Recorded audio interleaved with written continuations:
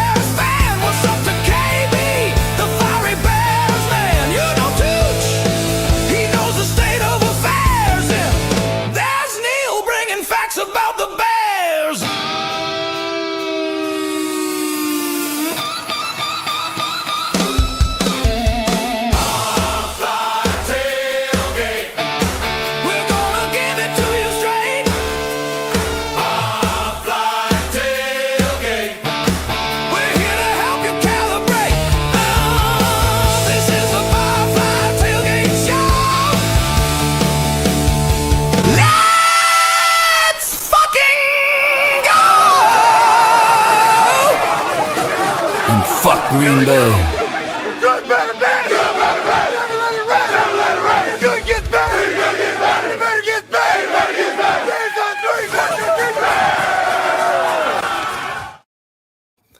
Here we go, Bears fans. Welcome to the Barfly Tailgate Show. You already know it's done by Barflies, for Barflies, and all the other Bears fans out there.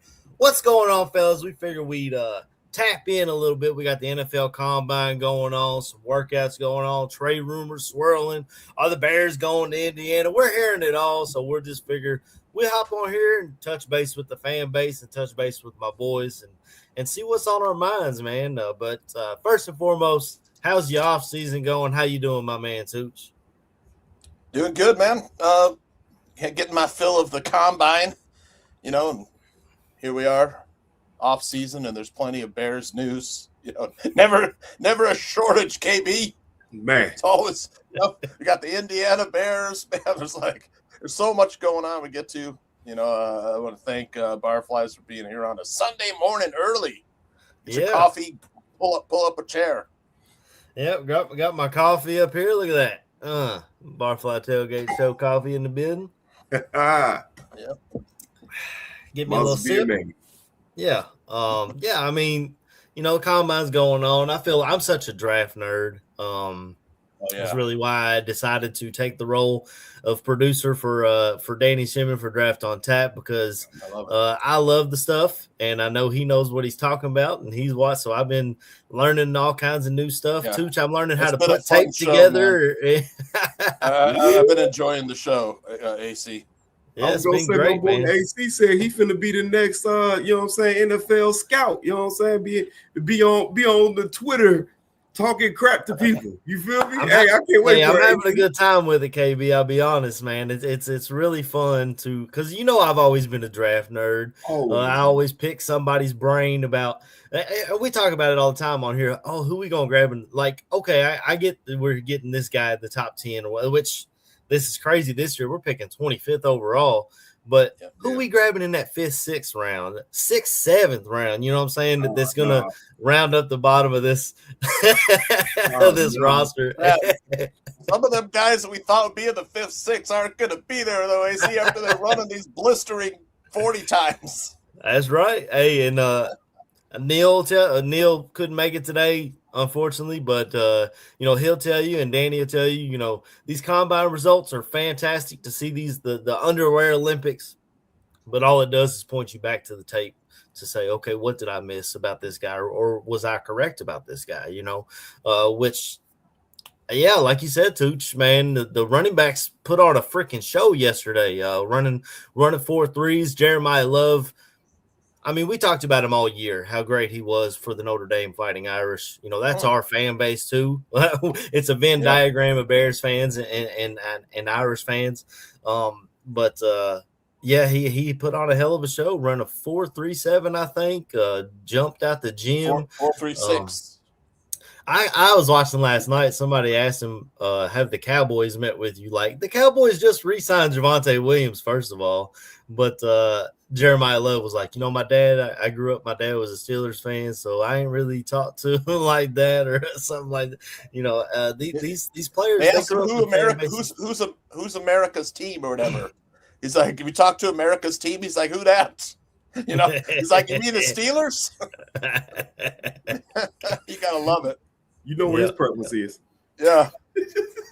A Relentless Mikey says, overall in this draft, is it weaker than last year? What are your thoughts? I think the quarterback position is weaker. Oh, yeah.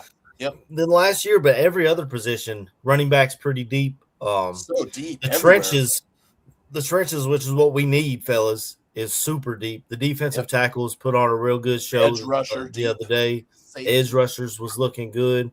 Cornerback is deep. O-line's going today. So if we do decide, because I don't know, I know we don't have the clip, but Aldo played it on a previous show of Dan Rochar going on Ron Armstead's podcast, really shed some light on what we're thinking in the left tackle position. I thought was fantastic. That's what I love about this fan base. Taking a guy if he's there at left tackle. I know people ding me on Bare Their Soul, say if Caleb Lomu or Monroe Freely's sitting there at 25, first round is where you grab left tackles. Yeah. Is it not? The premier positions in the first round are left tackle, cornerback, quarterback, and edge rusher. Yeah. I mean, do we need to improve on our 5.0 yard per carry average that the defense gave up last season? Yeah, I mean, love to have Caden McDonald plugging up the middle. That guy's like a tree stump. He's like his anchor is incredible, dude. You instantly improve the run defense with that player. So, what are your guys? My list of needs in Bears is defensive tackle 1, edge rusher 2, left tackle 3, corner and safety. I guess maybe linebackers got to be in there too with the Tremaine Edmonds stuff. Oh yeah. Linebacker's huge for me, I think. But the top 3 for me in order is defensive tackle, edge, and left tackle, because I know Theo Benedict's not perfect, but he won some games with us last year, and maybe that's a place we attack with free agency if we can free up some cap space, bring somebody in a stopgap to play a year. Tooch, what do you think our needs are in order in your mind? Well, depending on what they do in free agency, and Ryan Poles has come out and said, "Hey, we're limited in free agency this year just due to the cap. We can't have an off season like we did last year in free agency just because of the cap. But the salary cap did increase $22 million. It went from $279.2 million to $301.2 million. That's going to free up $22 million. And then, of course, there's the talk of they gave Tremaine Edmonds permission, his agent, to seek a trade. That would free up about $15 million. And then, of course, there's still even the DJ Moore trade talk persists. And Ryan Poles did not rule it out. He didn't rule out a Tyson Bagent trade. He didn't rule out a Tremaine Edmonds trade. Everything's on the table, but the focus of their off season, him and Ben Johnson both said we need more team speed. We got to get faster. And the Green Bay game is first to mind for me. When we couldn't cover it, we couldn't cover their faster receivers. Right. Ben Johnson went for it on fourth down every time because he didn't want to, he didn't want to put Green Bay's offense back out there and have their receivers. And that really stood out to me when I was watching the Super Bowl. Like, wow, these guys are super fast. They close so well. We didn't have that at all on our roster from front to back. That's something. But if you're talking needs for me, I mean, if Ryan's cousin isn't back next year, you need somebody to stop the run, man. Team speed on linebacker is big for me. We don't have any safeties under contract, although Ryan Poles has made it known that he would like to re-sign Kevin Byard. And I know both of you feel strongly about re-signing Kevin Byard, but on the Bare Their Souls Daniken said, hey, we're paying for what the guy did, not for what he's going to do. He's an older player. Is it going to be better than what he did last year? Is that the peak? Is it downhill from here with a player like Kevin Byard? I don't know. Again, he wears the C on his chest. That's the big thing to me. A team captain, that's huge. If you want to keep him around for leadership in the secondary, that's important. Can he, bring along younger players? I don't think Jaquan Brister, probably that last game was his best game as a Bear. He probably priced himself out of the Bears range. Yeah, that's what I think. Mm-hmm.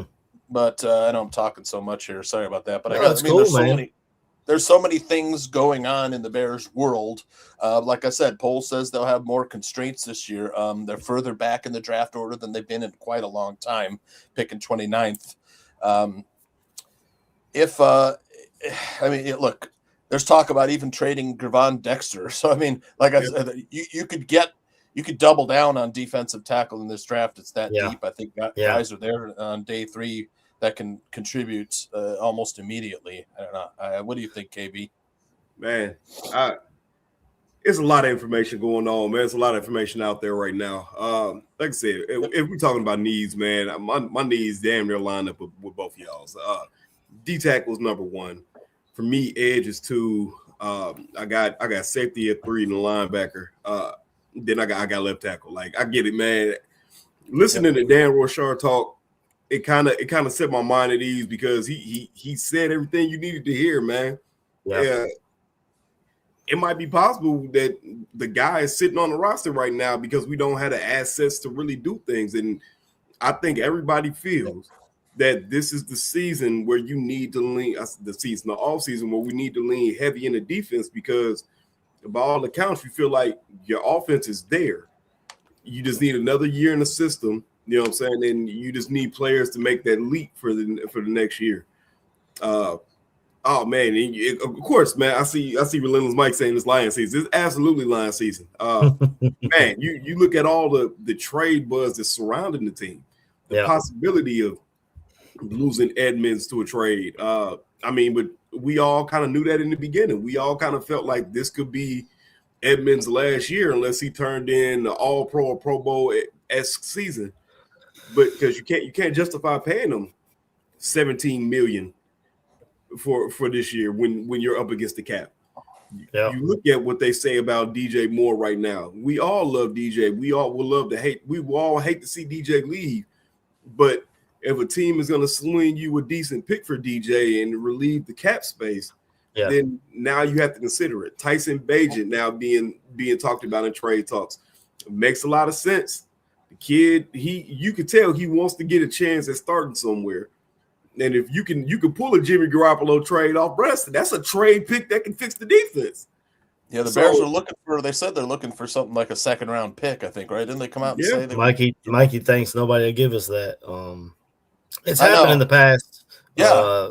Garoppolo went for a second. I'm trying to remember all the backup quarterbacks that went for. Is Jimmy Garoppolo that much better than Tyson Bagent? Honestly, I think he was, but I don't know, man. To me, we'll talk about the Bagent. First and foremost, Jay Fowler said today that the Bears have a good chance. We might see Tremaine Edmonds gone this week, and the 3 teams involved are Raiders, Giants, or Titans. So that'll be something to watch for Bears fans this week. I heard Albert Breer when it first came out say he thinks they can get an early day 3 pick. So that's was it 3rd, 4th round, or is that 4th, 5th round? 4th round would be early day 3, but so that's going to bring up the Max Crosby stuff if it's the Raiders. Yeah, for sure. If we could get. Man, I don't know. I love Bagent for what he did, but if I can get a 3rd for him, I'm moving on. I feel like that saves you in cap space.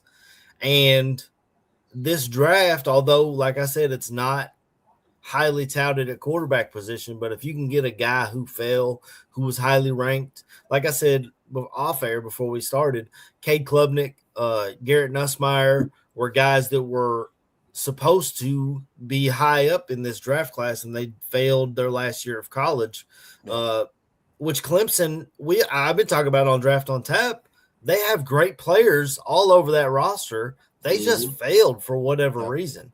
If you can get a Cade Klubnik in the 4th round did they fire Dabo? Heck no. Dabo makes too much money, I couldn't man. remember off the top of my head, but I'm just that's the one that should have been gone that wasn't gone. Man, maybe he'll change his ways and get like he was anti-transfer portal, and I'm like, yeah, you can't go in this era of college football with ignoring the trade or the transfer portal. You just can't do it. Good defensive players on that roster, man. Erica says, let's trade him to the Jets for a second. 33 overall. Hey, if I can get that, buddy, I'm running to it. Yeah, I'm running to it. What else do you want? You know? Yeah. I just I think Bajan's good, but I think it's almost like and as a Cubs fan, I see it a lot too, where we sort of prospect hug, right? Like when we traded away Owen Casey for Edwin Cabrera this offseason, a lot of fans were like, why are we trading away our best offseason or our best outfield prospect to? I'm like, dude, you got to fix the pitching staff. We've seen it. We watched it against the Brewers where we didn't have anyone who could throw near 100, and they've got their whole. You're hitting me where I live, man. Yeah, hitting me where I live. I watched them play here in Des Moines for a while, you know. Right. As Bears fans or Cubs fans, we get attached to these players, whether there's prospects or rookies or whatever. You know, and my thing is, do I like Tyson Bagent? Sure. Caleb Williams has proved himself beyond durable. He's about to break. Next year, he'll break the record for most consecutive games started. Knock on wood. Bob Avellini holds the record with 42, and I think Bill Wade has 37, and Caleb's at 34 consecutive games started for the Bears. Regular season games started. So he'll break that record next year if he makes it to the 9th game. And that's the thing is like, if God forbid something happens to Caleb Williams and he misses a season, what do you have behind him? Is Tyson Bagent getting us to the Super Bowl? I don't know. I don't think so. KB, we saw Tyson Bagent live. You know, he was at Soldier Field last time he started a game. Yeah. What are your thoughts on it? Man, I think Tyson Bagent has the tools to be at least a decent quarterback in the league. I think he could go to a team like the Jets or the Falcons to be a bridge, maybe, you know, I'm not even gonna say bridge because I feel like that's disrespecting his talent. I think certain teams like of that ilk, you know what I'm saying, that need a quarterback would do well with a Tyson Bagent. I think if he goes to a system where he can pick it up really quick, I think you wouldn't be wrong with having him. I don't think he'd be a world beater by any chance, but I feel like maybe he could have like a Kirk Cousins-esque ascension in the league where he starts off and it's like, oh, okay, this kid can play, and then he's just a steady force. Like where would be the best? I mean, look, if he's going to New York Jets, he's not set up for success. No, you're not set. You know what I'm saying? Nobody's set up for success. Yeah, nobody's set up for success with the Jets. We send Mahomes there, and he's probably going to struggle. But I said on the 12-ounce Squirrel Route podcast that the Jets should change their name to the Tanks because that's kind of what they're doing, man. You got Aaron Glenn falling asleep at the combine. Edge rushers are going. You need that position. Are you asleep? What's going on, brother? What a disaster. It's a long night. That's what he said. I mean, Tyson Bagent in the right situation, I agree. It can be, get your team to playoffs and maybe win a game or two, but I don't know. I mean, I want to say, look, picture him on that Seahawks roster. If like Sam Darnold weren't there, could he have success? Yeah, probably. I think. I think the two interesting ones, man, and it's the one that came out the gates early. I think the Cardinals would be interesting. They're going to be. I think they're going to be the worst team in the NFL next year. They probably are, man. The Cardinals, but I think it depends on what they do. Poor Tyson, but yeah, they're the team. Like KB said, that's the team. That's the talks are for the Cardinals and the Falcons. The Cardinals, those are the teams. Yeah. So it's like he's destined to be a bird, brother. But if I'm one of those teams. If I'm one of those teams, like, how do you value it, trade for a known commodity or a somewhat known commodity in Tyson Bagent? He hasn't really started a game in, 2 years? Almost 3? Yep. Or trade for – are you going to trade for a Will Levis or a Tanner McKee or something of that ilk? Or are you going to go take your chances in the draft? Like, to me, Relentless Mikey, who's your number 2? Would it be Case? I would love to have Case Keenum back if he would have us. I love having that the old head in the room, the guy who knows what he's looking at that can help continue not playing on the field. Right. The coach in your locker room. But with the CBA, these coaches only have a certain amount of time with these players, whereas Case Keenum can hang out with Caleb all he wants to. They can go to Topgolf. That's a great point, man. It's a great point. Yeah. And I really wouldn't mind having Cade Klubnik as second, and then just like we did last year, bring Keenum in and be that number 3 quarterback, the guy who helps these young quarterbacks learn what they're looking at and what they're doing. What they're doing in this league. Nussmeier that kid's been playing quarterback since he was 4 years old. Yeah, Nussmeier. A lot of a quarterback in the NFL. A lot of LSU fans said he was hurt last season for a lot of the year, some sort of shoulder injury that he tried to play through, which hurt his draft stock. He did play in, I believe it was the Senior Bowl, and looked pretty good there. Really good.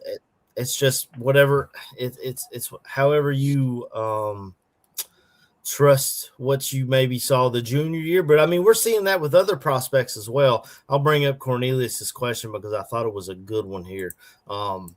If Thieneman or McNeil Warren from Toledo, the safeties, are available at 25, do you take them over defensive tackle, edge, or offensive tackle? This is a great question. As much as Thieneman put on an absolute show yesterday, I can't do it, man. I feel like Caleb Banks, too early if he's for a there, safety. Yeah, if Caleb Banks is there, or Caden McDonald, who you just talked about earlier, Tooch is there, or one of these edge. I mean, Reuben Baines' arms, they were 30 inches long. Had pictures of him like a T-Rex Photoshop. But if what you see on tape, I'm gonna ask Danny about this because what you see on tape, the guy was unblockable through the college football playoffs. So how much do you weigh that with his arm length and what you think as a scout? But if he somehow falls, buddy, I may run that one up because that dude's a monster. Go ahead, KB. So it's funny because I got 2 things on this going on both fronts. The first one being this: the D tackle conversation over the safety. I think you need to take prior history in the in the thought. When Ryan Poles got here, what did he do? He built the secondary up. You went and drafted Brisker. You went and drafted what's my man's name? Kyler Gordon. We didn't invest in the front 7 at all. You know what I'm saying? And you see where that's gotten us now. You're going to lose Brisker. You re-sign Kyler Gordon. Kyler Gordon was injured last year. It's got a big contract. I think at that point you need to do it the right way, which is what everybody says. You build the front first. Build that front first. When you get the front, then you start to build the back end because it's easier. So it's not pimping in reverse, so to speak. Build through the trenches, my man. The only player right now that if you're looking at safety, I feel like if he was at 25, I'm taking would be the kid Caleb Downs. Oh, that he has to be an absolute freak of nature. Yeah, and that type of game changer. What about? I know there's no shot, but what if Sonny Styles somehow slides because he's an off-ball linebacker? Do you take that off-ball linebacker in first round? Or? Yep.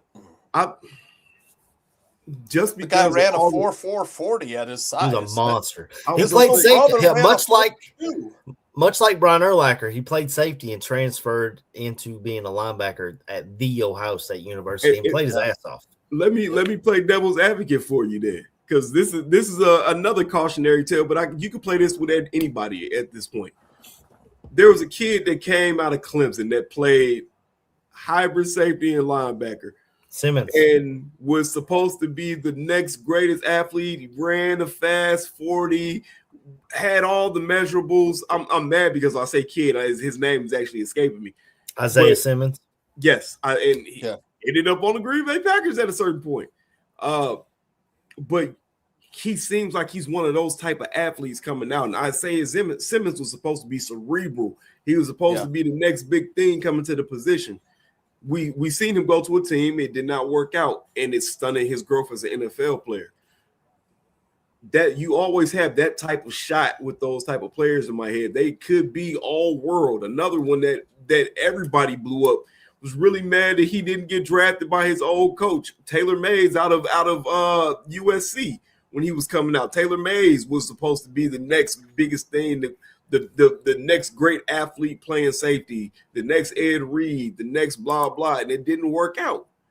I think Sonny Styles is a little bigger than Isaiah Simmons was. He might be. Yeah, it's 6'5" or something. And like Jay Grizz is saying in the chat, he put a lot on tape this last year. Looked really good against high competition. So that's something that but Isaiah Simmons, yes, that was a guy who, oh wow, this dude's crazy athletic. He could play. Yeah. They said he didn't really have a position, but they felt like you could play him anywhere on your defense. Harold Perkins feels more like that to me in this draft, where he blew up his freshman year as an edge rusher, but he was like 6'1", 230. Mm-hmm. So they were like, let's try him at linebacker. He was okay, but he wasn't. He looked generational as a pass rusher in the freshman year. But it's. But then, like I said, like you got that cautionary tale. You know what I'm saying? You get the D tackle over D tackle. To be honest, is more of a safer pick, and I think it's more of a need that we need. If we were on the board at 25, and you look at it, and you had Thieneman on there, you had McDonald, you had Downs, and we'll just throw out Downs there. I'm probably taking Downs. We'll take that. We'll just throw that kid out there from Texas Tech, one of them. I would be hard pressed not to pick up Caleb Downs. I think the kid has on the upside in the world. So that's that one. The Toledo kid is interesting. Man, it's a lower level of competition in the MAC. Thieneman played at Oregon, a little bit bigger program. He played at Purdue before that. So Purdue before that. He's got, if you're talking about speed, but for me, I think at 25, you want that super safe pick. Yeah. And then in the trenches. Now, Greg Gabriel has said on his show that NFL general managers are careful not to, put too much into these combine performances because they've been training since their college season ended for just these performance training. They've been performance training for these events at the combine. So that's what they've been. Man, Thieneman worked his ass off for some speed training. It paid off because he may slip into the first round for some team that does value those things. But what it does is points a scout back to his tape. The tape is the number one thing. What you're seeing on tape, and safety's difficult too because they're not involved in every single play. You're right. The last line of defense. There's times where you're just deep, you just out there, and ain't nothing coming near you. Speaking of safety, Relentless Mikey with another great question. Do you guys sign C.J. Gardner-Johnson as a backup option in the secondary, particularly when you don't know if Kyler is going to be healthy or what he's got going on? To me, I would sign C.J. Gardner-Johnson, but I would put him more of the safety role. I wouldn't mind seeing him back there. If him and Byard are my last line of defense, I might be okay with that. I know it's older as a safety tandem, but And CJ's been on Twitter. He sounds like a bear. He's got Caleb's back. I mean, and anyone who dismisses him, I've seen him in their replies saying, "Hey, man, don't push me off the roster yet." Basically, feisty. He's feisty. But I mean, he got exposed in coverage a little bit this past season. Let's not kid ourselves. He did. But I mean, you got to. I mean, for a depth piece, I'm okay with it at the right price, and maybe give him a try at safety. The guy that also is on the roster already that seems to be in the doghouse, couldn't get on the field, is Tyreek Stevenson. Would you try him at safety? He's kind of got the safety build. I know nobody cares about my Madden franchise, but that's where he ended up on my Madden franchise. It's something that we've always talked about, though. I mean, we've been saying that since the kid kind of got on the roster. He is kind of made up like a safety. He's not afraid to hit anybody. Yeah. He has the speed. I would say speed-wise, I feel like he's a little bit faster than the Eddie Jackson, and it's funny because I think if you put him back there, that's who he would kind of remind you of. Would be Eddie Jackson. Bigger than Eddie Jackson. A bigger, slightly faster Eddie Jackson. Folk But Cheese, thanks for the thing. Thanks for the yeah. Shout out to Fo Cheese. You always spending money on us, getting us coffee, man. We appreciate you, brother. Buying us some coffee. Thanks, buddy. Yeah, man. I absolutely believe you keep Chauncey Gardner-Johnson. I don't see a world where you just say, no, we're not bringing him back, because you need somebody that's feisty on your defense like him. He brings a different energy to the defense, and I think you need those type of players. Like I said, hate to play against him. Absolutely hate to play against him. Love when he's on your team. Yeah. And you gotta also think about anywhere the kid goes, he wins. So I think he'd be one of the ones he absolutely should be brought back, because I don't think he's going to break the bank in any form or fashion. Yeah, I think you could lock Chauncey Gardner-Johnson up on a 3-year deal that'd be very cap friendly and wouldn't hurt him or our pockets. He's 28. It's not like the man is over the hill. You know what I'm saying? He's in his prime. And it's crazy because he's played for so many different teams, and I feel like he's been in this league for I remember him playing at Florida, man, and I was like, this guy's a freaking terror. He's a switchblade. I feel like you could put him anywhere. If you didn't want him to start in as safety, he could get in and be your second nickel corner. He could come in, he could play safety for you. Hell, I think if you gave him a chance, he probably could play a little bit of sub linebacker if you needed him to. He's just that type of piece that I think you could put him anywhere on the field. You've seen the type of impact he made the first game when he came in. I know that it kind of trailed off from there, but you see him on the field, you're just kind of like, all right, man, I know he's going to do something. He's going to impact the game in some way. So I think that's one of the ones you absolutely resign. Him and John Cornelius, I don't know about this take, man. The secondary was absolutely off the charts, but they had Leonard Williams off the charts too. They had Leonard Williams and DeMarcus Lawrence on that defensive line. I mean, their backup defensive end had a possible MVP bid in the Super Bowl. You know, a guy that they drafted out of Auburn. I think his name is Hall. Two sacks. I think the forced fumble caused the intercept. The dude was absolute beast against that New England Patriots offensive line. 4 guys with 7 or more sacks. Yeah. They were the what is it? The sum of its parts greater than overall. Like, they didn't have one guy that was like a Max Crosby or a Myles Garrett, but the sum of all of them together was greater than It was very Philadelphia Eagle based, where you didn't have that's exactly what I told Danny on Draft on Tap, which, by the way, we're talking defensive tackles tomorrow night. Draft on Tap right here on Barroom Network. Come in at 8 p.m. Eastern time. We're gonna talk all defensive tackles. I got tape cut up. We talking combine. We gonna get into it. Matthew Fochese with another super chat. Probably missed it, Matthew. But what D-line prospects are you in love with? I got to tell you, fellas, I don't know if he's worked his way out of our range. I know he missed last year, and a foot injury scares me for such a big man. But Caleb freaking Banks looked like an absolute monster. 6'6". At the Senior Bowl, he dominated. He was 6'6", 300-something pounds, the biggest wingspan they've seen of a defensive tackle in a long freaking time. Long arms, which Dennis Allen loves. Again, 6'6", so he's a bear of a man, for lack of a better words. And for a guy from Florida who we're trying to replace Javon Dexter, his get off is freaking there. It's a giant difference. Giant difference. Yeah. So that's that guy. And then as far as edge rushers, I fell in love with Zion Young in this going through the tape and watching stuff out of Missouri. Those are the two guys that have kind of become my draft crush on the D line. What do you got, Tooch? Cassius Howell. Oh, that was my. They met with him. That was my other name. I know he's smaller, but man, his get off is. Oh, and then he's got some. The way he bends the edge is enticing. He's terrible against the run, but man, if you want to talk about getting off the field on 3rd down, you line that guy up and let him go nuts. They said the Bears met with him. I saw a report. They met with him, but he's like 6'2", 230 or 240. Yeah, he's like 248, 6'3", 248.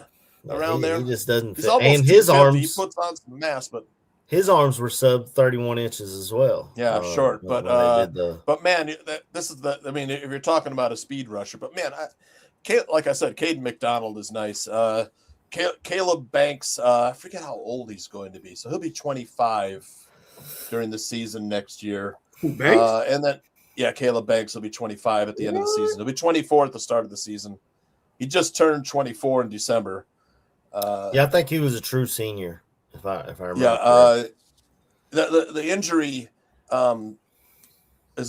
causes some caution, because if that flares up again, then you're there's a big hole in our defensive line, like Ozzie Trapillo left. You know what I'm saying? But the safe pick is Caden McDonald. That guy, like I said, man, maybe he has some pass rush upside, but three career sacks at Ohio State. But but I mean, he's there to absorb double teams and just be immovable in the defense, and that's what he is, man. His anchor is unbelievable. Mm-hmm. His hands, strong hands. He's your prototypical nose tackle out of Ohio State. Yep. He got a little wiggle to him, though. I know, KB, I hate to bring it up against Grambling State. He caused a fumble, and he's running to the end zone with his boy, and he's right behind him. I think we all think, okay, that Grambling playing Ohio State was a good idea. They won the halftime show, right? Right. I was gonna say we won the halftime show. God damn it! But if you're talking Caleb Banks, man, dude's jolt, heavy hands. He's got some step fake, slap combination. He plays decent against the run too with them big long arms. Daniel Jeremiah said he was worried about his footwork in his workouts. Yeah, but other than that, he's nailed everything. He was throwing guys around at the Senior Bowl one-on-one drills. I was just like, get out of my way, little man. But Give me a big strong dude. Give me a big strong dude in the middle. If you hit on Caleb Banks, it's a home run. Yeah. If you miss, you're looking, your ass is exposed. But I was gonna say, if you miss, you might be looking at Gervon Dexter. The biggest concern with Banks again is I love Banks. But he missed a lot of last year with a foot injury. Yep. For a guy that's 6'6", 300-something pounds, if your feet start acting up, man, you're holding a lot of weight. It's a lot of weight to try and get. There's some later round guys, too, that are big. We had one at Iowa State, but the big citrus, Dominique Orange. That guy's he's like a poor man's Caden McDowell, man. He's got some. He hustles, man. Yeah, he's motor is red hot. And then I'll let KB talk a little about the first round guy, and then we can get into some later round guys if you want to. Oh no, man! I was just thinking, you was looking at the later round guys. I know there was a guy with one of those extraordinary last names. I can't remember what school we played at. There's like Wake Forest or Syracuse, some school. Apparently met with him. He, like I said, he has one of those extraordinary last names where it's just like you're gonna play football in life because of your last name. Like I said, man, if we talk, you said something about draft crush. Right now, my ideal picks right now for the first two picks would be us getting Caleb Banks and not Hal, but Zion. If there was a way you got both of those, I'm seeing Zion Young. You got to take Zion in with 25 or trade back a little bit. I'm seeing him going. I mean, mock drafts got him going to the Lions and shit now, and I'm like, God, don't let that happen. We're talking about Max Crosby to the Lions, bringing him back to Michigan. Yeah, I seen that. There's no trying to put together a package for him. What do you don't have the cap space for that? I know. They'll just restructure stuff, man. They've got the ability to make like 100,000 in restructures. And they will put their stuff in or 100 million position the Saints are in if they do that shit. Do the Lions feel that their window's like almost closed shut? They're going to try and make a move like that, I mean, last season, they ended on the outside looking in the playoffs. Would you? I mean, Dan Campbell. I don't know if obviously losing his two coordinators hurt. Yeah. Losing Ben Johnson hurt more than people expected. We expected it to hurt, but if the Lions feel that their desperate times are here, couldn't you see him making a move like that? I mean, they got to look at. the age that Goff is at. He's not getting any younger. Yep. They got to try and go for it while they can. Exactly. They did lose Ben Johnson. They went and got Ben Johnson's best man, apparently, with Drew Petzing out of Arizona. So they'll be running the football this year. We'll see what they do from there. Speaking of Detroit, Jeremiah Love ran a 4.3640, which is the same that Jahmyr Gibbs ran. There's another guy that ran really hot at the combine, the Wake Forest kid, Damon Claiborne. I think he ran, what did he run? 4.3740. He's 5'10", 188. But that's the same size as Devon Achane. And people talk about, like, could the Bears get a Devon Achane here, in a trade if we're moving on from DeAndre Swift. I love DeAndre Swift. I think you keep him at the low price. He had a career year, but there's still talks of freeing up $7.5 million. And he may be one of those guys that you a cap casualty with. What do you guys? What do you guys think? I agree. I don't want to get rid of him, but I mean, I could see the Bears taking a late round running back with the way these guys ran. They absolutely need to take another running back because you only got Swift for another year. Next year, let's take somebody else. Yeah, I'd like to find a speed back late and a wide receiver with some speed late too. Barry Brown, I've been talking about him as much as I could. He played at UK and then went to LSU. Yeah. He ran a 4.4 yesterday. He's a kick returner guy. Not huge. He's 6'1", 180 or something like that. But if he's little, there, him and the other guy are small. Right. Aaron Anderson and Barry Brown, they're like 5'9", 5'10", and sub 200. Do they return? You watch, they both return. Barry Brown does for sure. Aaron Anderson was making change of direction in his pass routes was unbelievable. The other LSU kid, AC. Yeah, Anderson. Aaron Anderson. Yeah, I kind of like him a little bit better. But look, man, one thing, if we're talking combine, we're talking that the Bears want to get faster all around. These guys. The good Lord's making them faster and faster every year because they're a quarterback ran a 4.340. Taylor Green, or 3 running backs ran 4.340. Jeremiah Love, Mike Washington, Damon Claiborne. Wide receivers, Jeff Caldwell at 6'5", 216 ran a 4.3140. Chris Brazzell, Tennessee, 4.3740. He's Bryce 6'5". Lance, yeah, he's big too. Brazzell. Bryce Lance, also a bigger receiver, too, a 4.3440 at 6'3", 204. That's Trey Lance's little brother. DeJon Stribling, Ole Miss, he's also a tall 6'3", 200. Nick Harbour didn't come out this year? 6'40". Yeah, and have you guys seen the running back at Ole Miss? I think Harbour went back DeJuan to Lacey. South Carolina. You guys seen Ole Miss's running back, DeJuan Lacey? I saw him live. Next year. Next year, that dude, number 1 running back. Well, the kid out of Missouri, a great running back. I don't know if he's next year or the year after. Ahmad Hardy. He's great. Ahmad Hardy, yep. Yeah, really good, too. Another guy I fell in love with, fellas, not to derail us again, this guy. Oh, yeah. Jacob Rodriguez. Oh, yeah. Absolute monster last year. I mean, RG3 was pushing for this guy to have Heisman votes. And look at the freaking stash, fellas. This is a big stash. This belongs in Chicago. Give me this guy over the middle, just wreaking freaking havoc. What are your thoughts on Jacob Rodriguez? He won the Butkus Award. He belongs in Chicago. That's it. That's all I got to say. What do you got, KB? Sticky in coverage, man. I love it. Brother, man. Listen, it's some of these linebackers, man. I know I was starting to fall in love with Kyle Lewis, even though he's a little bit smaller of a linebacker. I just felt like that kid can do it all. Out of Pittsburgh? Yeah. I felt like he could do it all. Jacob Rodriguez is going to be a phenomenal linebacker on whatever team he goes to. Man, it's another linebacker that his name is escaping me right now that he showed out during the combine. I can't remember the one out of Texas, Anthony Hill, I believe his name is. Yeah. Yep. The Bears. He's going to be. I love him too. High second round. I think we won't have a shot at him. So Jacob Rodriguez may have pushed himself into the second round with his combine. A lot of people was worried about the athleticism. Even Danny said something about that, but he ran a 4.47 or something. That's why you gonna get this second round pick for Tyson Bagent. Yeah, there you go. If we can get it, I'll take it.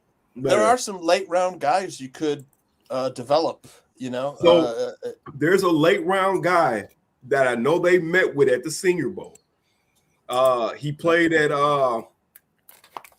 it's UTS. Was it UTSA or North Dakota State?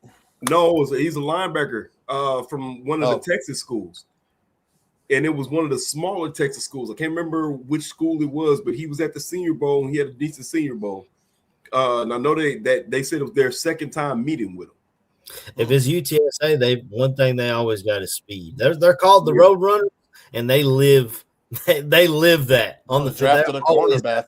Took one of their corners last year. Yeah, Zay Frazier, who we're getting back this year. Didn't play last year, but I'm gonna look the kid up, man. I'm gonna look the kid up, and I'm gonna let y'all know the kid's name. But I know they met with him twice, and they had met with him again at the Senior Bowl. There was one tight end who ran a 4.340. Oregon tight end Kenyon Sadiq.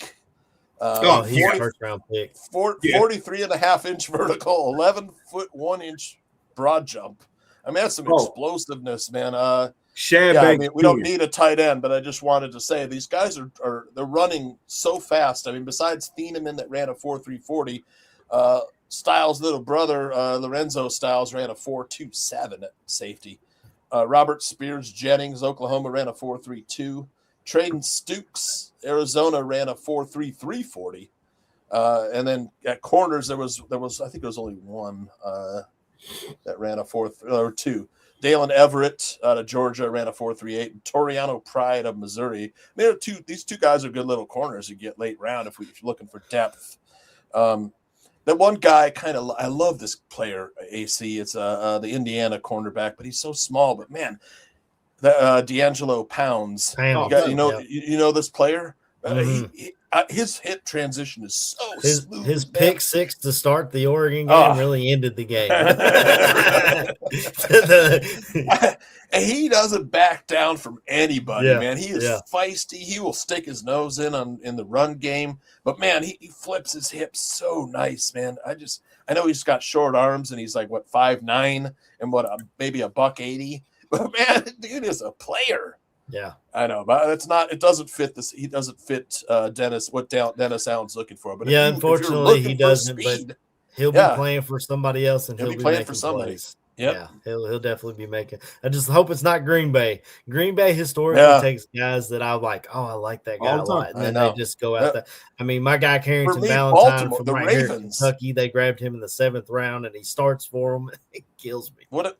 Kentucky's got some nice players. I think, man. There's a really big guard. Tackle. There's a really big guard. I think Jalen Farmer, is that his name?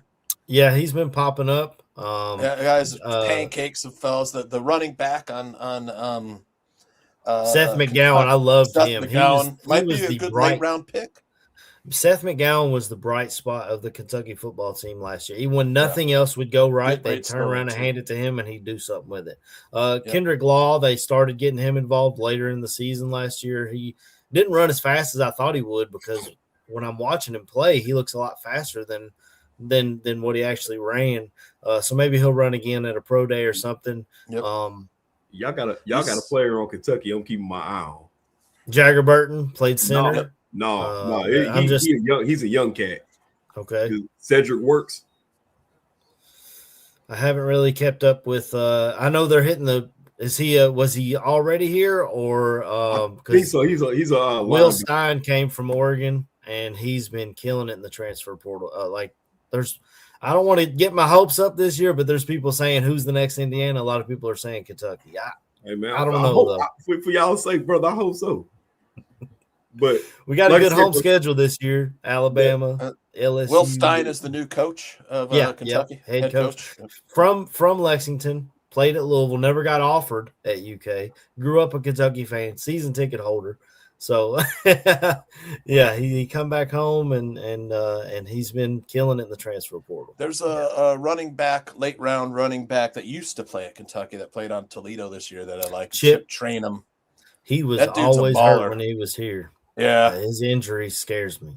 Yep, he's not the guy he's not the guy that's going to fight through it. If he was a little dinged up, he was like, I'm not going. Yep, Well, at least in out. college.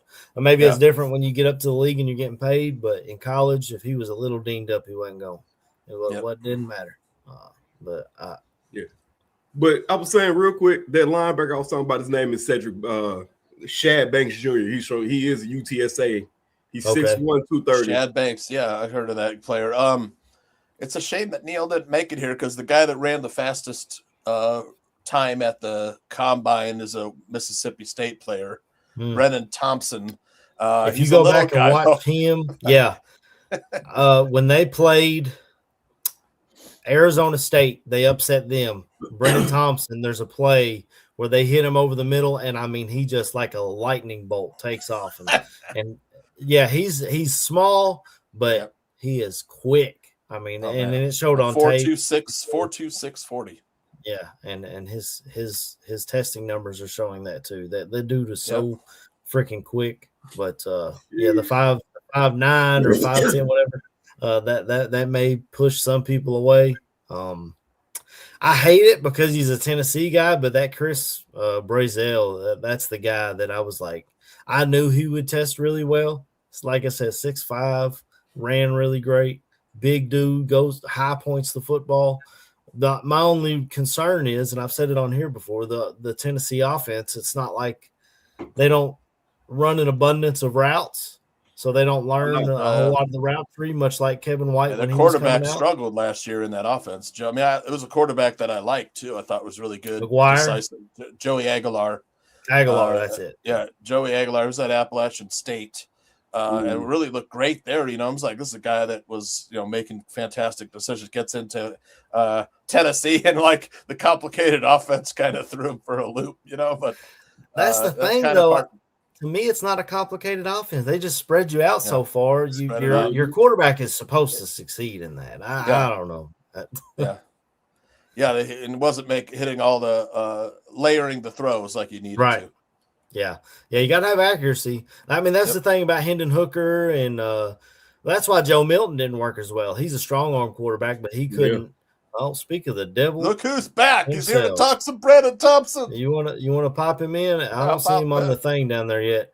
We got Neil coming in just a second. You spoke him into existence, Tooch. We were just talking about Mississippi State. He had to jump in. Hey. Just gonna go ahead and tell you, boys. We're in. I'm kind of like Candyman. You say my name 3 times, I just like havoc. I'm gonna keep the camera off. Feeling a little bit under the weather, boys. I hope you don't mind. Oh, that's cool. Yep. Yeah, it's good to hear your voice, man. Hell yeah, dude. Good to see y'all, boys. Been listening to the show for a little bit. Love what you guys are saying. Tell us about Brennan Thompson. Man, that kid is just a lightning bolt. He's if you watch any Mississippi State games last year, if they had a quarterback that could consistently get the ball, drop that thing in the bucket, he had everybody beat by multiple steps. Every single game. It didn't matter who was covering him. It didn't matter who they were playing. It didn't really matter what the route concept was. He just has the ability to go ahead and run by dudes. Aldo throwing some shade over here. Oh, take it easy, Aldo. Yeah, we don't want to see what I look like right now. It's fine. Oh, well, it's good to hear from you, Neil. We talked a little defensive tackle, a little edge rusher, a little linebacker. I'm falling in love with this Jacob Rodriguez guy. What are your thoughts? I think defensive tackles are number one need. I feel like a lot of people are with me on that. Are you with me on that? And if so, who stood out to you in the combine, the defensive tackle wise? I think on ball, D-line, line of scrimmage defenders is where we need to go, regardless of if it's an edge guy, regardless if it's an inside guy. Mm-hmm. I do kind of agree with you a little bit on the interior being a little bit more of a position of need when you really start to think about that. I know we talked all year long about we need guys off the edge. We need chaos coming off the edge. Yeah, terrorizing quarterbacks, all that different type of thing. But you look at what we have inside. Gervon Dexter didn't develop like we wanted him to develop. Gray Jarrett's getting old. Andrew Billings, love the guy, man. KB, love your boy, but that situation's not working out. And Shamar is hopefully he's going to be able to stay healthy. So who do you have inside to play ball? That might be where we need to go. we do need to address the edge in a big way too. So I think what might end up happening is 25 ends up being best defensive lineman available. Hey, real quick, can I ask you this, Neil? If you had a chance right now to trade Gervon Dexter, knowing the need that you had at defensive tackle, would you make that trade? Say that again, KB. If knowing the need that we have at D tackle, if somebody offered you a pick for Gervon Dexter, we'll say somewhere between the third and fourth, whichever one floats your boat. This is a great question. Would you make that trade right now, knowing that we need the help at D tackle? If you get a third or a fourth for Gervon Dexter, I think you take that. I think that makes a lot of sense. Contract year for You end up getting your sacks pick last back. season. Very quiet 6 sacks, though. I'm going to play devil's advocate for a second here, but but as deep his as get off was D-line never the class best. is. Now, number one, you end up getting your pick back from a couple years ago. Yep. Because he was a day 2 guy, right? You end up getting that pick back. Third round pick. Yep. second round. Second round, really? Yep. Oh, I thought it was a third round pick. Okay. Yeah, so you end up getting your pick back, but then also as deep as this particular D-line class is, whether you're looking at interior guys, whether you're looking at edge guys, you're going to be able to find somebody to replace him. Yeah. You know, your top 100 guys features probably like 30 D-line dudes that could probably start tomorrow. Facts. No, there's a ton, man. It's great. There's talk of the Kayvon Thibodeau trade. Oh yeah, that's also. Would you consider making a trade with the Giants for a late round pick? I don't know. I don't know what his value is. I haven't looked at it really. But, I haven't seen the see proposed details of a hypothetical Kayvon Thibodeau trade. What does it look like? I don't know. Maybe the chat has some ideas. What do you think, AC? Something where they had a later round pick for him. What I've seen from the Giants, he was a top pick. Yeah. Well, we talked about it when we started. They're one of the teams that's interested in Tremaine Edmonds. Maybe that's a player for player swap. I would. Or similar contracts. I love the idea of Thibodeau. He is going into a contract year, though. That's something you got to think about. Here it is. Mikey's got it. Relentless Mike. Yep. That's about what I had seen. A fourth for Kayvon. I seen late day 2 or early day 3 pick for Kayvon. There's been worse players being round 4 than Kayvon Thibodeau. Yeah, not to some guy named Aldo Gandia's got a nice comment here. Yeah, he did post something on. He posted something on X about sticking with Dex. I myself, just 3 years in, you're still worried about his get off. It's as much as I loved him, I just don't think you can. And again, like Neil said, this defensive tackle class is so deep from Lee Hunter to Caleb Banks to Caden McDonald in the first round, to the kid out of Missouri in the second round, Daryl Jackson. Somebody was love talking that kid about from Missouri, man. Don't count out my Iowa State big citrus, Neil. Of course, big citrus. Hey, that dude will play, man. I was gonna say we got to get one more good one in here for Neil, man. I don't want to mess with his voice, you know what I'm saying? But if you had who was the dream pick for you at 25, Neil? Oh man, I don't know if I have that answer yet, KB. Oh, I don't know if I have that answer yet. Give me 3 names. You know what? Like I just mentioned, I love that Zion kid. Right. I've always strayed on the side of big as hell, athletic as hell, long as hell. And he checks all those boxes, man. Yeah. Yep. That dude's really interesting. It's hard not to love, a kid like Zane Durant that runs 4.79, or a kid like Caleb Proctor runs 4.75, 4.79. Yeah, 7 guys that ran sub 4.9. I think he had 12 edge guys that ran sub 4.7. It's absurd. The athleticism, the speed, the explosiveness being displayed by a group that, traditionally you just look at traits in the physical sense, not necessarily the athletic sense. But we're looking at guys, as far as athletic sense in this draft, it is absolutely absurd. Fastest draft, I think, in the history of the world. Yep. And I mean, it is insane what is taking place on that turf in the Lucas Oil Stadium right now. Yep. I think, the names are in abundance. Mhm. You know, I could rattle off a long list. I got to get deeper into film before I kind of have an idea of where I would go. I know who I like in terms of traits, but I haven't watched enough film yet. Life's been kind of chaotic, boys. We started a new job, trying to hit the wheels running with that. We got to move in a couple weeks, so you know that's been kind of a stressful thing. And Are you pulling a so, you Bears know, moving to Indiana on us, Neil? man, if the Bears move to Hammond, I'll move to Hammond, boys. Nice. They take advantage of those state of Indiana tax codes. That's right. KB knows. They pay way too much money to the Yeah, government in yeah, Illinois bro. right now. I don't like it. Yeah, what are you guys' thoughts on the stadium moving? I mean, let me just I do have something here for the stadium while we're on it. This is the Bears statement. Issued a statement following the Indiana governor's signing of the bill to bring the Bears build a stadium. Indiana has taken the important steps over the last few months. We're grateful for the leadership reflected by Governor Braun signing SB 27, establishing the framework for a stadium development in Northwest Indiana. We will continue to work on the necessary due diligence, and we appreciate the ongoing engagement with Indiana state and local leaders. If I'm reading between the lines, fellas, I'm thinking, we already have this Arlington Park, and Illinois is trying to come to the, it's kind of like, thank you so much, but maybe, we're not moving out of the state. I think it's all leverage. I mean, It definitely was powerful. Illinois was dragging their feet for 3 years on this thing. They owned Arlington Heights. They tried to tax them 5 times what the LA Rams paid for their taxes at SoFi Stadium.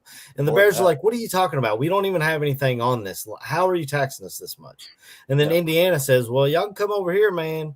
You give us $2 billion, we'll build infrastructure, we'll build the state, whatever. Give you a sweetheart deal. So they go back to Illinois, say, hey, we got this on the table, And JB Pritzker, what's he gonna do in the future? His political lifeline is at stake. If he loses the Bears, he can kiss it goodbye. So Indiana pushed Illinois to move toward this because Illinois actually didn't they start pushing the bill through as well, like right after this happened. So I think that's what it really comes down to. The Bears are going to be in Arlington Heights, in my opinion. They will build paradise there. It'll be like Wrigley Field, but for the Bears. Illinois state lawmakers advanced the mega projects bill. They say it's necessary to build a new dome stadium in Arlington Heights. It gives developers of large projects like a new stadium the ability to save on property taxes by making a payment in lieu of taxes to local governments and school districts, which is what Cook County is worried a little bit about, is the loss of revenue for their school districts. So they're asking the Bears to make some donations. Well, and payments the Cleveland Browns. The Cleveland Browns, when they left Cleveland and moved to Baltimore to become the Ravens, they kind of paid them a little bit on the way out the door. They were like, sorry, we're leaving, but here's a couple mil. I don't remember what the price was then, but inflation's going to kill you on that. But, I could definitely see them paying a see you later remove, even if it's Arlington Heights move. I think they'll be paying a little bit to move out of the city. Because I'm in the area, you know what I'm saying? Yeah. I guess you would kind of say I'm in the northwestern or wherever the part of Indiana they want to say. Chicagoland area is what I call it. It's North Central Indiana. That's what it is. It's Michiana. That's what it is. Yeah. So we're looking at, and this is the part that kills me with the whole conversation. If they did decide to move to Indiana, okay, I get it. The pride of Illinois, all that stuff is out the window at that point. I get all of that. It's 20 minutes down the damn road. Yeah. You can still see the Chicago skyline. I can see the Chicago skyline from parts of the south side of Chicago. Yeah. So it's essentially people saying, hey, we could have just moved this straight south and you've been 20 minutes away in that direction, but still in Illinois. Or I'm sorry, I jump across the street and it just so happened to be Indiana. Like, that is stupid to me. That the argument to me was stupid. Parts of Wolf Lake are in Illinois, actually. So we're sitting here discussing apples to oranges in my you know what I'm saying, my perspective of this, or whatever you want to call it. Words are escaping me, whatever. But you have a state that has been playing around for years. We've owned the Arlington property for how long? Yeah, 3 years. And there's been no movement. Yeah, it's a power play. Yep. Yeah. Yes, it was Indiana saying they'll do this shit right now. And I kind of liked what the Indiana guy said, though. He goes, they're called the pride and joy of Illinois, but they're not being treated like it. That's a great point. Look, 1000%. Can I play devil's advocate a little bit and sympathize with the Bears here? The Bears have been, I said this on Bare Their Souls on Wednesday. The Bears have been stadium nomads for most of their lives. They haven't owned their own stadium for the whole, the whole franchise, 100-year franchise. They have not owned their own stadiums. I do not blame them for wanting to own their own place. They have had to forego some revenue at Soldier Field as far as concessions and such. They've had the smallest stadium in the NFL for a while now. It was the lowest attendance in the NFL.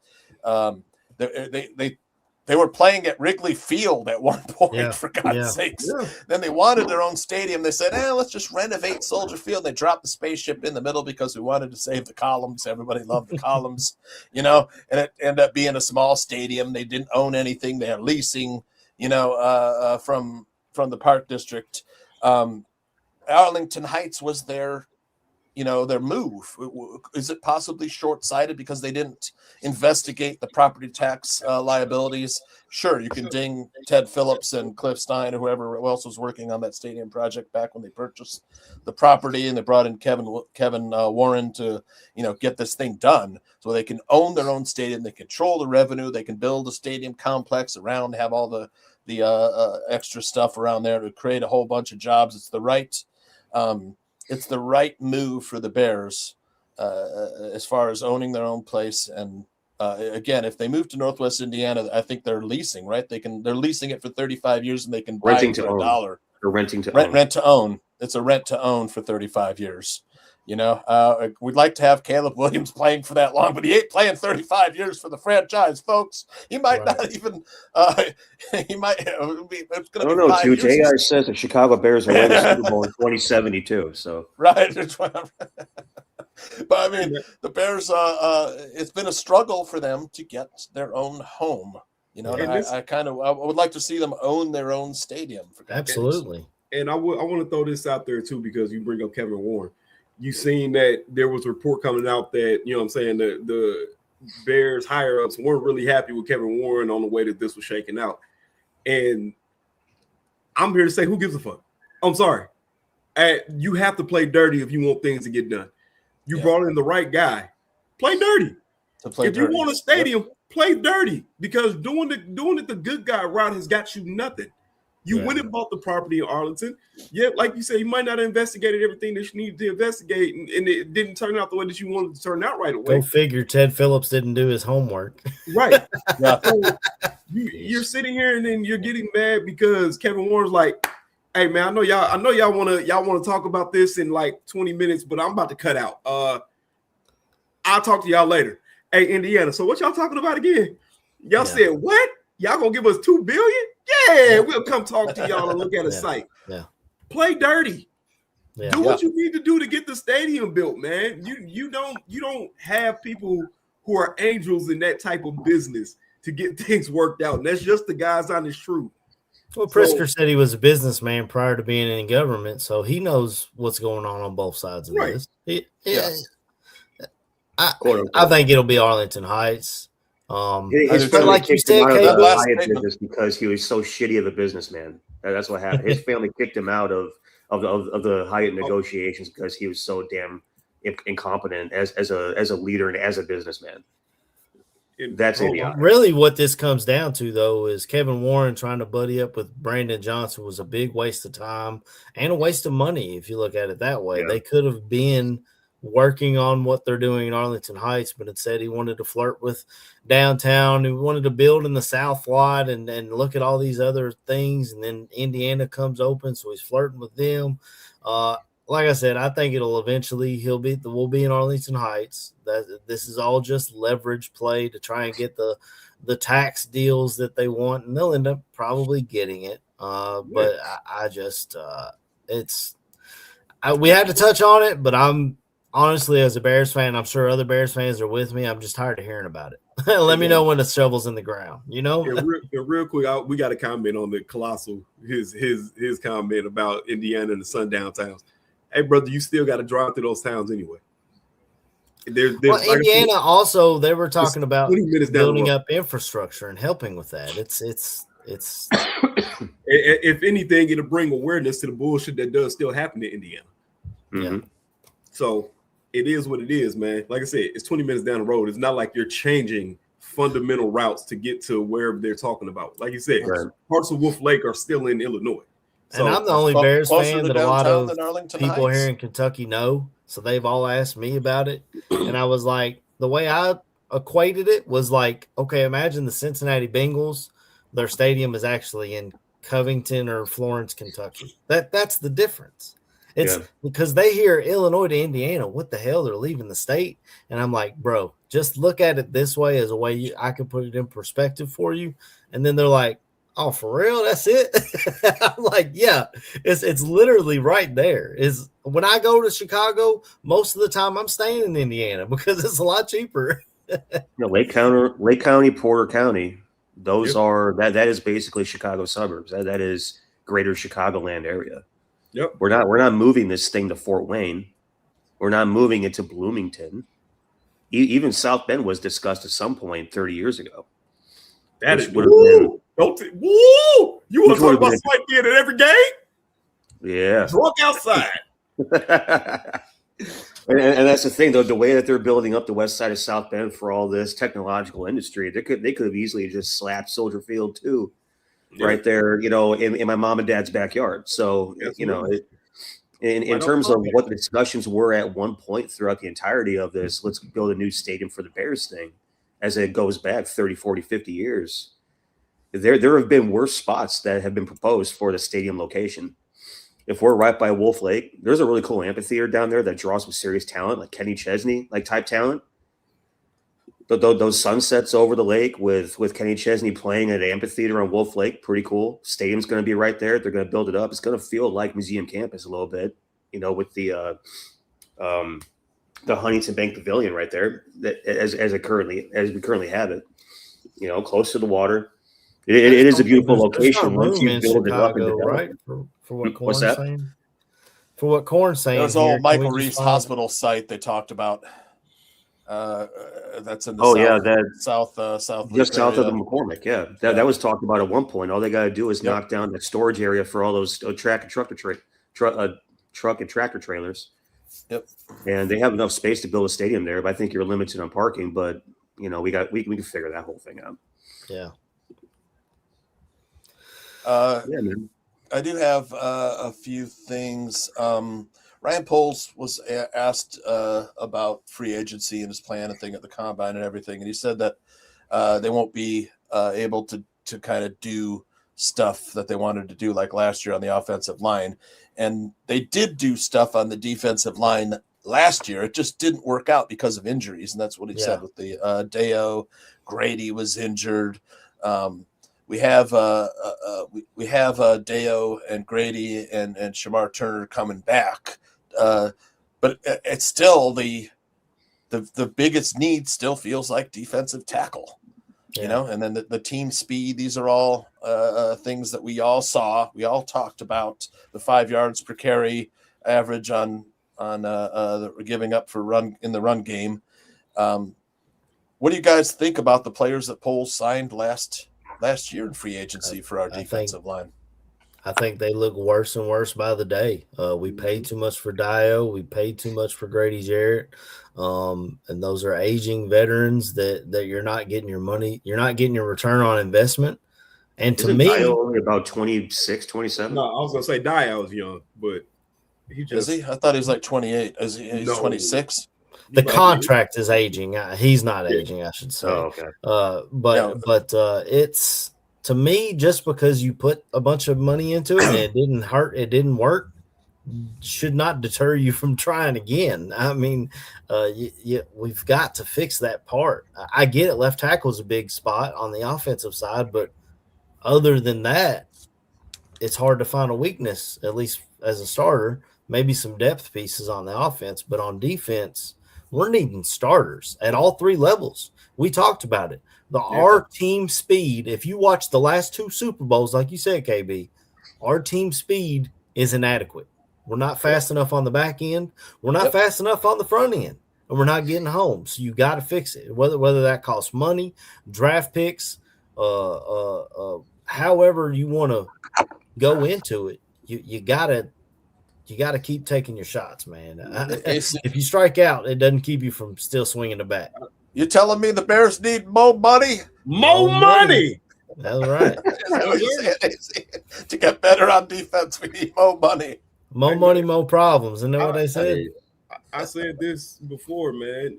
The way that this offseason is shaping up, if you just think about it, you make two trades on defense right now, and it's Gavon Dexter and it's Edmonds. You're damn near looking at a full rebuild on defense. Yeah, and you have to find a way to get the players in the building to do that, man. And you can't. I know we had an old friend on the network that used to come and say, man, the cap is a myth. You got to work them numbers, man. You got to figure something out, brother. Yep. You do. Yep. Gotta get the right guys though too. Yeah. All right. Well, we're creating cap space. Like I said, if you trade Tremaine Edmonds, you're going to free up about $15 million. If you trade DJ Moore, and I hate the DJ Moore trade talk will not go away. It's not going to go away until he's playing, opening day for the Bears. I guarantee it's not going away until then. Yeah. That'll free up about $16 million. So you look at these two players, trading them frees up $31 million, where you can go and sign some of these players or fit them in your cap, like whether it's Crosby or Thibodeau in a trade or Trey Hendrickson in a free agent signing. I loved Hendrickson, but he's reportedly asking for $33 million. I love you, bud. Get that. But I'm not paying you that. Unless you go to the Jets, who have an extravagant amount of money. We love DJ Moore as a player, and he's in rare company. I don't know if I had this. For players in the first year up until age 27, he's like 8th overall in NFL history as a fair amount of yards. But would you guys be open to trading DJ? I mean, we probably aren't getting much more than a 4th round pick, if that, for him. Is the depth at wide receiver, or can you replace?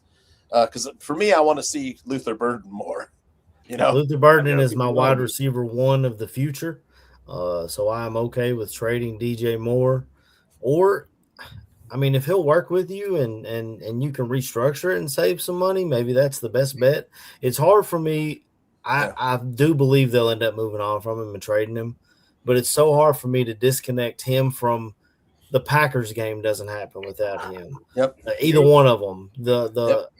So many big plays that he made this year was the Browns game.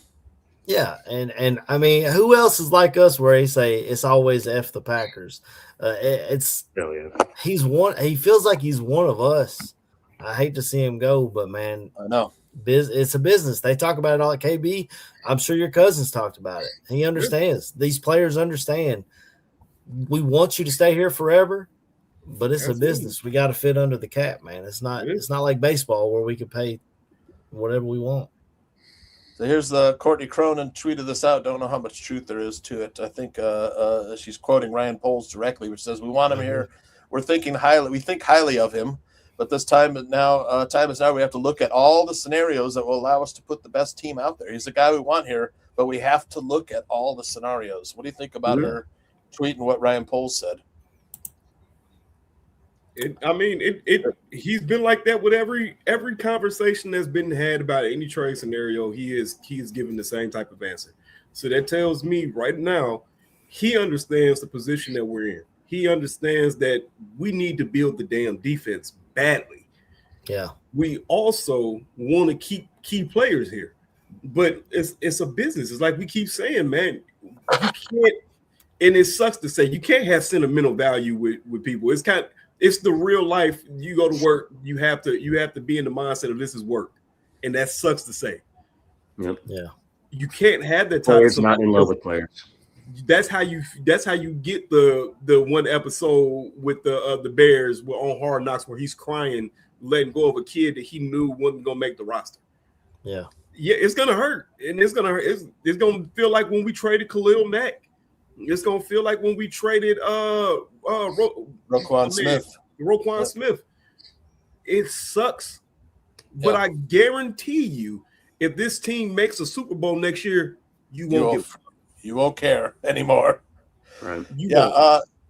On Bare Their Souls, we talked a lot about the left tackle hole that the Ozzie Trapillo injury has left a big hole. And AC talked about Dan Rashar, his interview recently. It sounds like, from what Ryan Poles said, that Ozzie Trapillo might not be back until if at all, very late in the season. And it's so unfortunate because we do have that affordable contract of Ozzie Trapillo at the left tackle, which is usually one of the highest paid positions in the NFL. I would say maybe second to quarterback is left tackles get paid. I mean, you saw like Trent Williams, Hall of Famer, the 49ers can't afford to keep him in his $39 million I think they're going to figure that out somehow.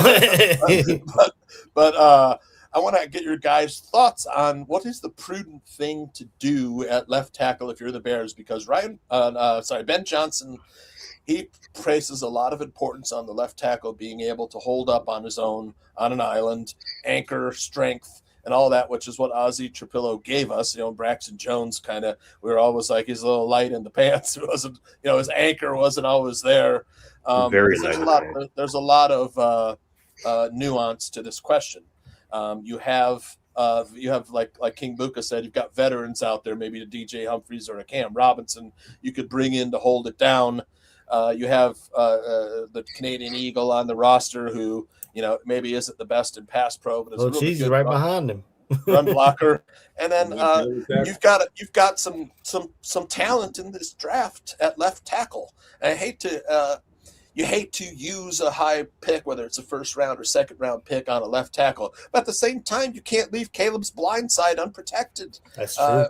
I gotta know what you guys are thinking on this, because I would not be surprised if Caleb Lomu or Monroe Freeling is there in the first round, or someone is there in the second or third round, that they don't take a trench player to guard the blind side, someone who can play. I know there's some players in there you can get into day 3 that have played pretty good at left tackle. What do you guys think? I like the kid out of Georgia. Maybe not more than I'm seeing, and a little bit more than Caden Proctor out of Bama. Really? Yeah. And that was your boy. That's your boy now. I loved Caden. Hey, that's your boy now. The more I'm seeing, I think Caden may be a lot like Braxton, a little light in the pants, man. I don't know for sure, but he's quick. You mean Monroe Freeling?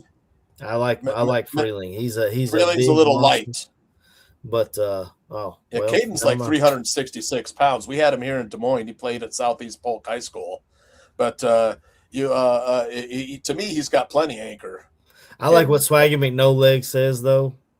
Taylor Decker plays for the Lions, correct? He announced he was coming back, but we're not sure if he can fit under their cap or what they're going to do if he's available. I'm going veteran. I'm going either Taylor Decker or Dan Skipper retired and joined their coaching staff, so you're not going to be able to bring him in.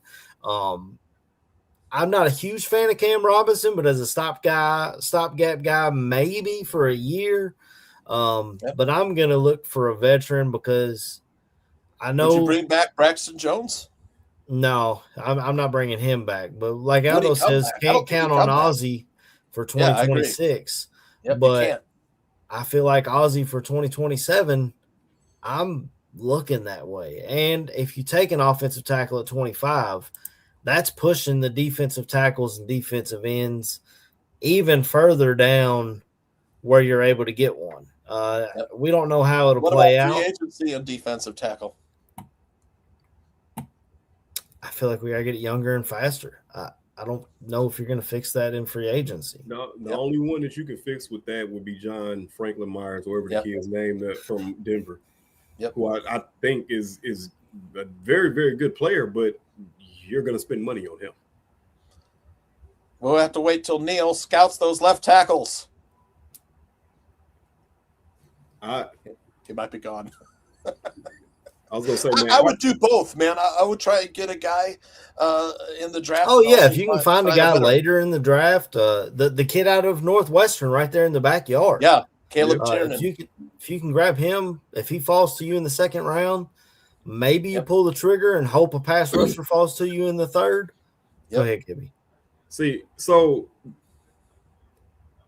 I think that this is what the thought process is, man, because it sucks because you come into this offseason before the Aussie situation, it has to be heavy defense because that's where all the issue is right now. Yep.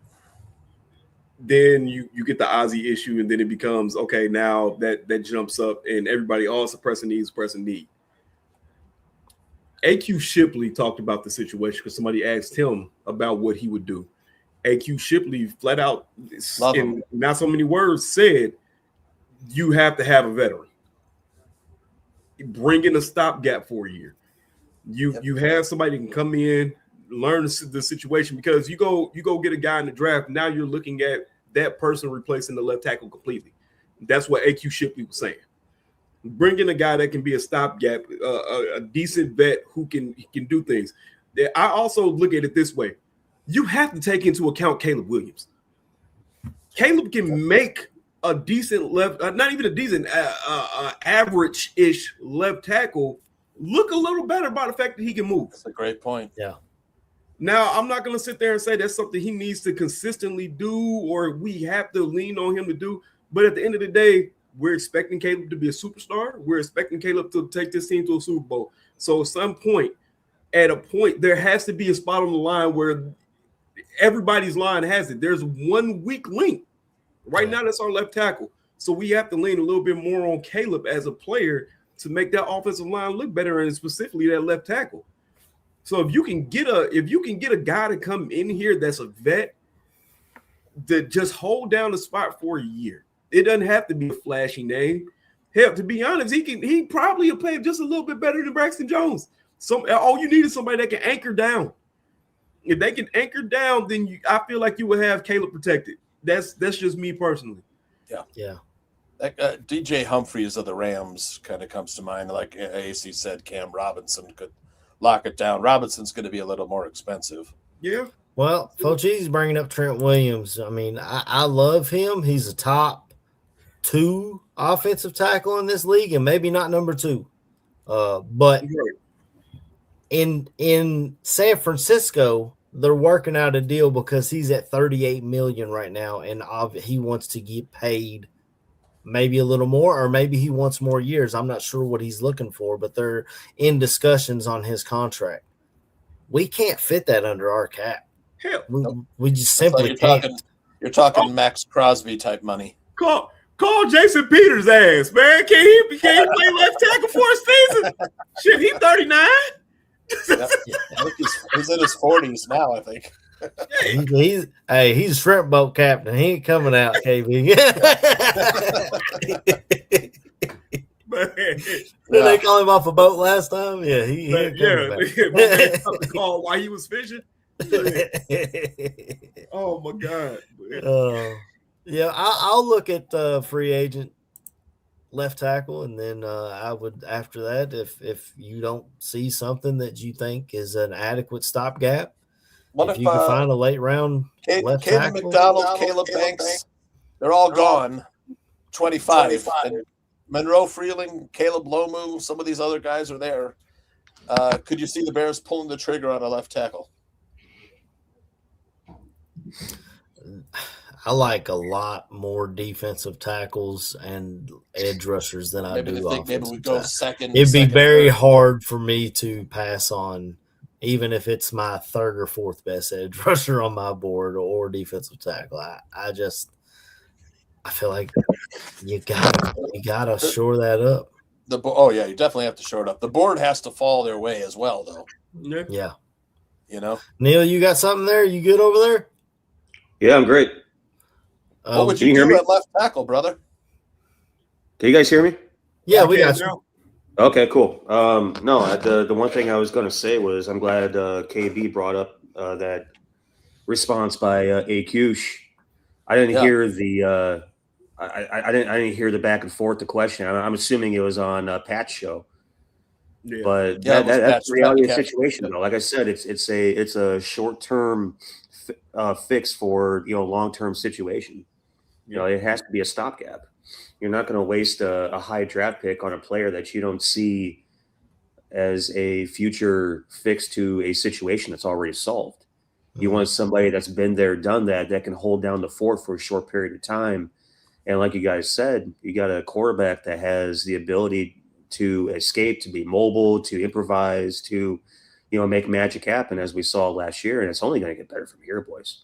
It's only going to get better from here. And so you get a veteran in the room that has been there before, preferably somebody that has played in higher leverage situations. Talking about postseason, talking about potential Super Bowl left tackle. If those are out there in free agency, we don't know. Or if those are out there in the trade market, we don't know. But that is the direction that this whole thing needs to go. And if you do want to go ahead and take a, potentially productive, tackle on day 3, I really do think that that this team needs to, quote unquote, tackle the defensive side of the ball early and heavy in this draft. Get the best potential athletes that are on the board. You heard at it, every pick. At every pick, just get the best one on the board. Yep. In the front seven. At the very least, if you grab that offensive tackle late, if he doesn't work for you at left tackle going forward, position. I love Tooney, but he's getting up there in age. Who knows how much longer you got? Maybe you can kick a guy inside, gives you depth there. I think Jonah Jackson is what I think you do. What's that? I think you move Benedette inside. Yeah, you have been saying that on here. Yeah. Yep. I think that's what you do with him, because he's functional enough to get you out of a game at left tackle, but he's not a primary left tackle. Even his body type screams guard. Yeah. And I don't know if he has any experience on the right side at all, but he certainly can play left side guard. He is an absolute road grader, and he's functional enough in a phone booth in pass pro. You don't want him on the edge necessarily, but if you put him in a phone booth, he could be absolutely a menace inside. I think that's what you do with Theo Benedette. And I think he's got the right demeanor to do it. Do you think early on when Theo Benedette had to come in and replace Braxton Jones that teams just really didn't have any tape on him, and after a while they kind of figured out what his weaknesses were, and that's why he didn't. They moved Joe Tooney out instead. And recently, Poles said he was asked if they would consider Joe Tooney moving him to left tackle. He said only in a pinch. Mm-hmm. Same thing with Darnell. He said he wants to keep him on the right. Keep Darnell on the right side as well. Right. Yeah, I mean, Tooney has shown the ability to go in there and battle his ass off for a game. Yeah. At left tackle. Yeah. And the grizzled vet will do what he has to do. Yep. Not a primary position. But if you need him to do it, he can do it. He can execute it. And that's fine. It's great to have that luxury. But we're talking about the long-term future of the position. That's Ozzie Trapillo. So what are we going to do in 2026 to shore that up? Yeah, does the injury that injury that he suffered give you any concern as to going forward? Yeah, plenty of concern. Absolutely, plenty of concern. The patella is now the ACL of what the ACL used to be. Mm. Yep. So that is a big time concern that. You just hope that Ozzie Trapillo is the freak that everyone says he is, and he can recover from this injury and be 100% his self that he showed us throughout the entirety of 2025. Yep. But that recovery process is going to be grueling. Yep. I've so much as just like pulled ligaments and strained things in my knee that forced me off of using this thing for a month. And that was, grueling enough. Like I just like even just thinking about not being able to use my knee, it just sends chills up my spine. Yeah. Yeah, so, I think D. Levine is right. You got to sign a vet and draft a left tackle in case he doesn't come back. Go ahead, KB. Let me phrase this way. All right, because I see folks saying if just in case he doesn't make it back. Okay, you go into this next season. Let's say we invest in a left tackle. They invest in a left tackle in the draft, and they use the premium pick to do so. You lock down the left tackle position. But then you go into the next season with the same issue that you had last year. Defensive team speed isn't there. We're not stopping the run. The defense can't get off the field when they need to get off the field. Now you have the same damn problem that you had from this past year. Where does that land you going forward? Mm-hmm. That puts you in the same position that you were in this year, where we're battling very close in one-score games. We're having the Bengals game. Got to get the stop. We have the Giants who we couldn't stop. We have the Vikings who we couldn't stop. So on and so forth. Packers. Yep. Or do you sit here and say, hey, let's build the defense as best as we can now? We go into next year with the stopgap. If Ozzie does not come back by the next point, or you're not confident enough, why aren't we then looking at the next draft being the first pick being a left tackle, or your second pick being a left tackle? Yep. Yeah. If I can fix the defense in a draft that is very deep and rich and damn near every position that we need, I'm going to do that this year. Yep. I'm going to fix what I can fix this year. And I'm definitely going to be worried about the left tackle position. That's something that you're just going to have to live with, because at the end of the day, you can't fix everything. But if I have a major leak at one point on the boat, I'm going to go fix the major leak before I plug up a pinhole. Yeah. Throughout my entirety of my time in personnel, we always talked about because when you're in the recruiting realm at the college level, you want to make sure that you take care of your state, and then you go outside your state. You want to make sure you get the best players in your state, because that builds camaraderie in the locker room, that builds culture, that builds pride in the school program, the state program. And so you take what the state gives you. And at certain points when I was in Mississippi, the state gave us 5 potential NFL defensive linemen. Yeah. There's years where the state gave us 5 potential NFL retrievers and corners. So you take those guys, because that's what builds up your team. That's what builds up the bottom of the roster. That's what makes your special team strong and makes you competent on Saturdays. It's the same thing in the NFL. You take what the draft gives you.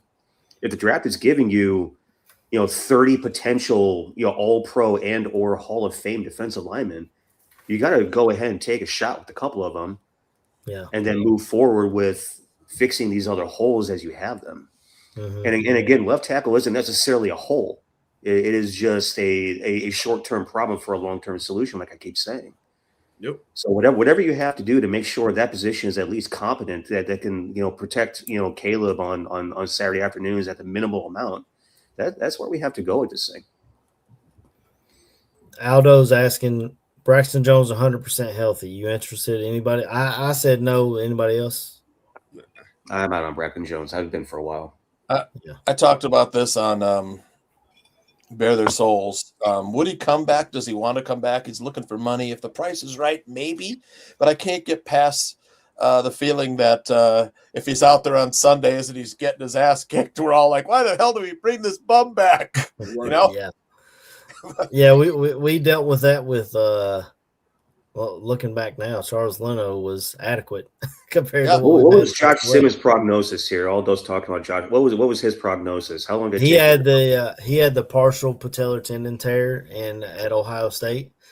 Missed half the season and then couldn't do much in the draft process. Goes to the Chiefs and missed the first half of the year, but came back and played at the end, I think. But I don't remember him being really that great. But like Aldo says, that was a partial tear and Ozzie's full tear. Ozzie's was it's a gruesome thing, man. That injury puts the Bears in a pickle. It puts the Bears in a real pickle. Mm-hmm. But Neil, if we have Dan Rashar at Coaching Matters, Neil. Yes, he does. Pick a day 3 guy and hope Dan Rashar can coach him up. There's some day 3 guys I like. We got to let Ben Johnson get his word in though, because what happened to Karan? That's a great question. We all forgot about him. Yeah. I was actually thinking about that when we initiated this left tackle conversation. I thought, geez, I wonder if that kid from Yale is still even on the roster or still viable in terms of the conversation. I don't know. He is still on the roster, isn't he? I think he's more of a guard than he is an attacker. Yeah. That's what I thought too, but they keep on wanting to try him out on the edge there. He's got those long arms. That's enticing. 35 They inch love arms. that long arms. Yeah, they love the long arm guys. Gotta have him. Yeah.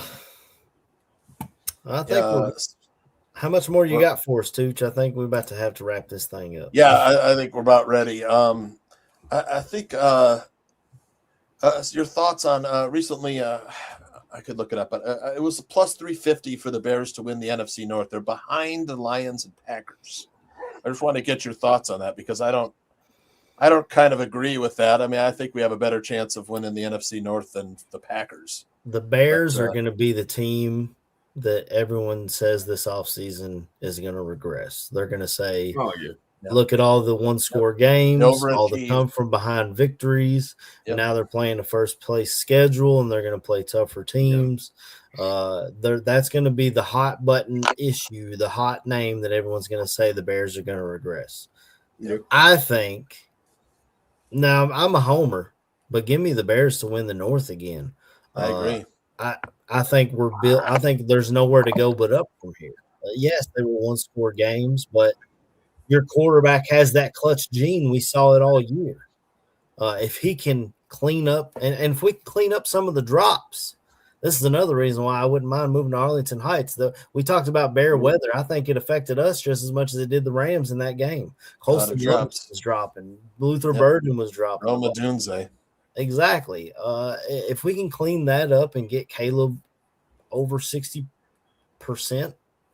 completion percentage, then the 4,000-yard passer is a thing of the past. He's going to be a better player, and he seems to be that leader.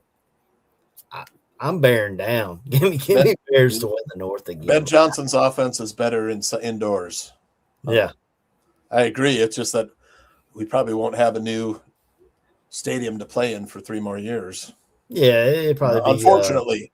I agree with you, though. I just, how fast can they get it built? Yeah, go ahead, KB. Oh man, nah.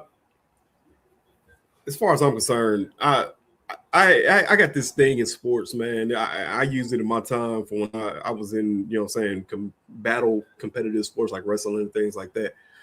I had this thing where if I find a way to beat you once, then you're never gonna beat me on a consistent basis ever again. And I think we started to see that kind of play out with the Bears and the Packers this year. This is my argument that I have when people say, "Oh, well, the Packers." Yep. The Packers have done nothing since Jordan Love has taken over except be a 7th seed. They have not won the North. They have not made it past whatever round in the playoffs they ever come into. They wanted the head coach fired after this season, KB. Exactly.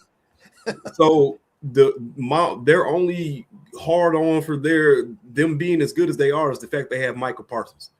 And they've also got Tucker Kraft coming back from injury as well. Yeah, those are good player. And that's something else that has to be. That's another thing that has to be thought about. We're sitting there talking about maybe, Ozzie Trapillo might not come in. People do not always come back the same off of injuries. We don't know what Tucker Kraft is going to be next year.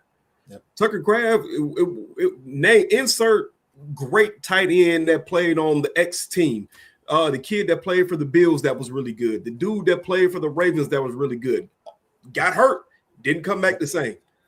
My man that played for the Vikings. He was with the Lions at first, then got traded to the Vikings. He got hurt, didn't come back the same. You know what I'm saying? This stuff happens all the time. So you got a better chance at discussing the Lions winning the division more for me. That's the only team I can sit there and say it has right now has a complete. They beat us twice. But don't sit here and try to preach to me a team that hasn't won a division in damn near almost 10 years, always being the front runner. Because why?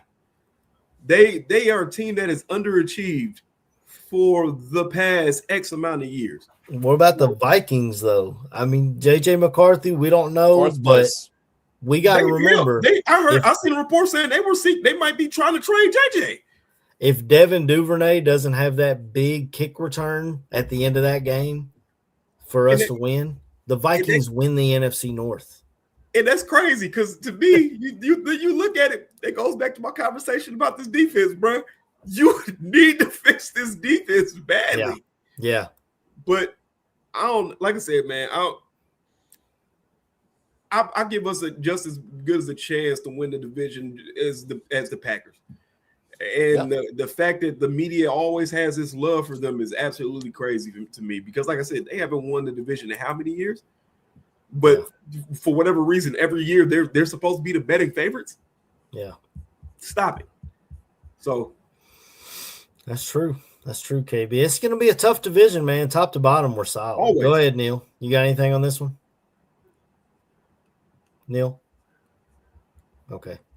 All right. So this, we always close out the show. We give a score prediction, home prediction, this and that. There's the odds right there. Bears plus 350. Neil, did you want to touch on this before we move on? I heard an echo. I thought he was on there. So it took me a while to find that, AC. Is my mic going in and out? Oh, here. Okay. Yeah, you're good now. There you go. You're good now. Yep. What the hell is going on with this thing right now? I have no idea what the hell is happening. I was just going to say that, the media has an absolute hard on for the Packers, and I love Aldo's comment. Packers have long-term menstrual problems. They do. They do. There's a bunch of crying and bitching and complaining. The thing is, did you guys notice on the player surveys what rating Matt LaFleur got? I didn't even see it. I was paying attention to ours, which that's a shame that's not going to stay around. I mean, we as fans, like the owners act like we don't know what we're looking at as far as like what we would grade them. But what Matt was LaFleur it? got a B minus. Ooh.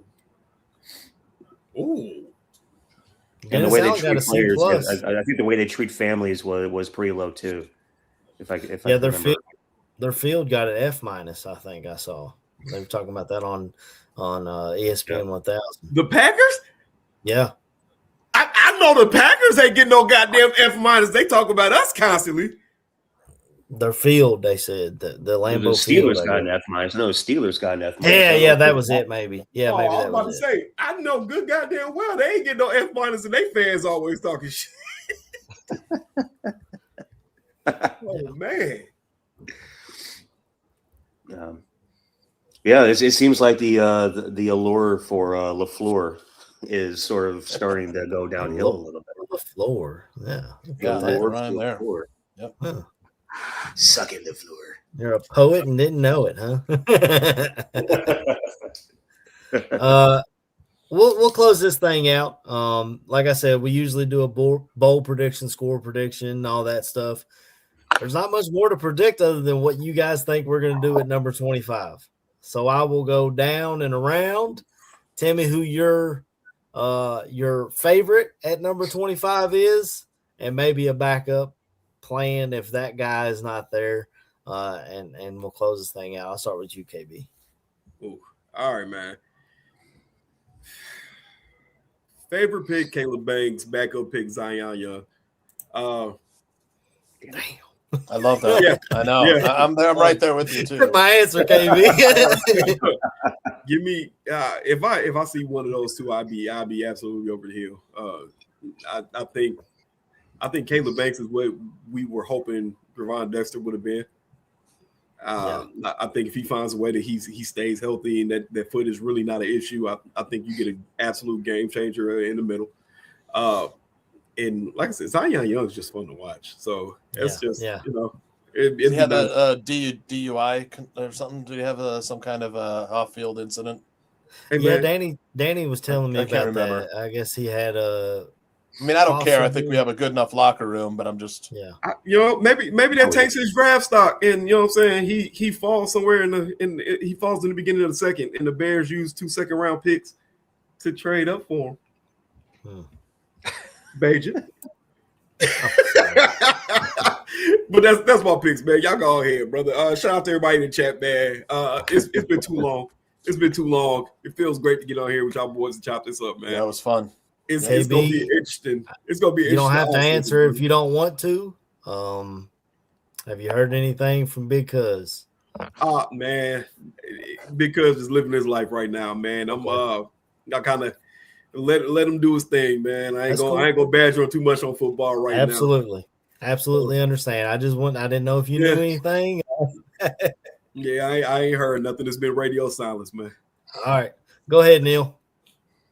Yeah, man. KB going ahead and stealing a couple of my thoughts on this whole entire thing, but apparently he stole two of your thoughts as well. So, whatever it is, man, I told you guys I got to get a little bit deeper into film on some stuff before I really have a really concrete feel for where I would definitely go. But yeah, the Caleb kid, the Zion kid, we have such a deep class on this defensive line, whether they be inside guys or outside guys coming through. We're gonna find somebody. We just gotta make sure it's the right somebody. Yep. Gotta make sure it's the right one. And I think what polls have shown, and hopefully it wasn't just a flash in the pan, but last year's day 1, day 2 picks were awesome. Yeah. We did some serious business in the draft last year. And if it ends up being a situation where Gervon Dexter does get traded and it ends up being a 3rd round pick, guess what? We have an extra day 2 pick. We have 3 day 2 picks now. Yep. If Bajan gets you a 4th, it's probably going to be a pretty decently high 4th. And so we're probably going to have maybe 5 players in the top 100 or 100-ish. I'm on that train that I think the NFL gonna fuck around and give us them comp picks too. The comp picks are going to come too. So there's another 6 and 7 picks in the top 100. Yeah, it's hard for ridiculous hard for me to see them. We're not getting them. There's no way. There's no way that we do not get those picks given the role that Ian Cunningham now has. If that's the way they want to do the rule, which I think is a bullshit rule. Absolutely. But if that's the way they want to, incentivize the entirety of what they're trying to do, then yeah, we deserve those picks. So let's go ahead and give the Bears the picks. In that case, we'll have 7 in the top, 100-ish, where we can address a ton of needs. God, that'd be so nice. Of which the first 2 or 3 picks I do believe need to be front 7 defensive picks. Yeah, that's where I fall on that. I I think that pick number 25 is the best get some available safeties though, lineman. too, Neil. We got no safeties. Yeah, we got to attack that. We do have to attack that. I think you go ahead and move Tyreek Stevenson back to safety. That's what I think you do. Yeah, we talked about it on here now. Yep. Yeah. I think that's potentially what one of those fixes is. Because Tyreek Stevenson can play strong safety.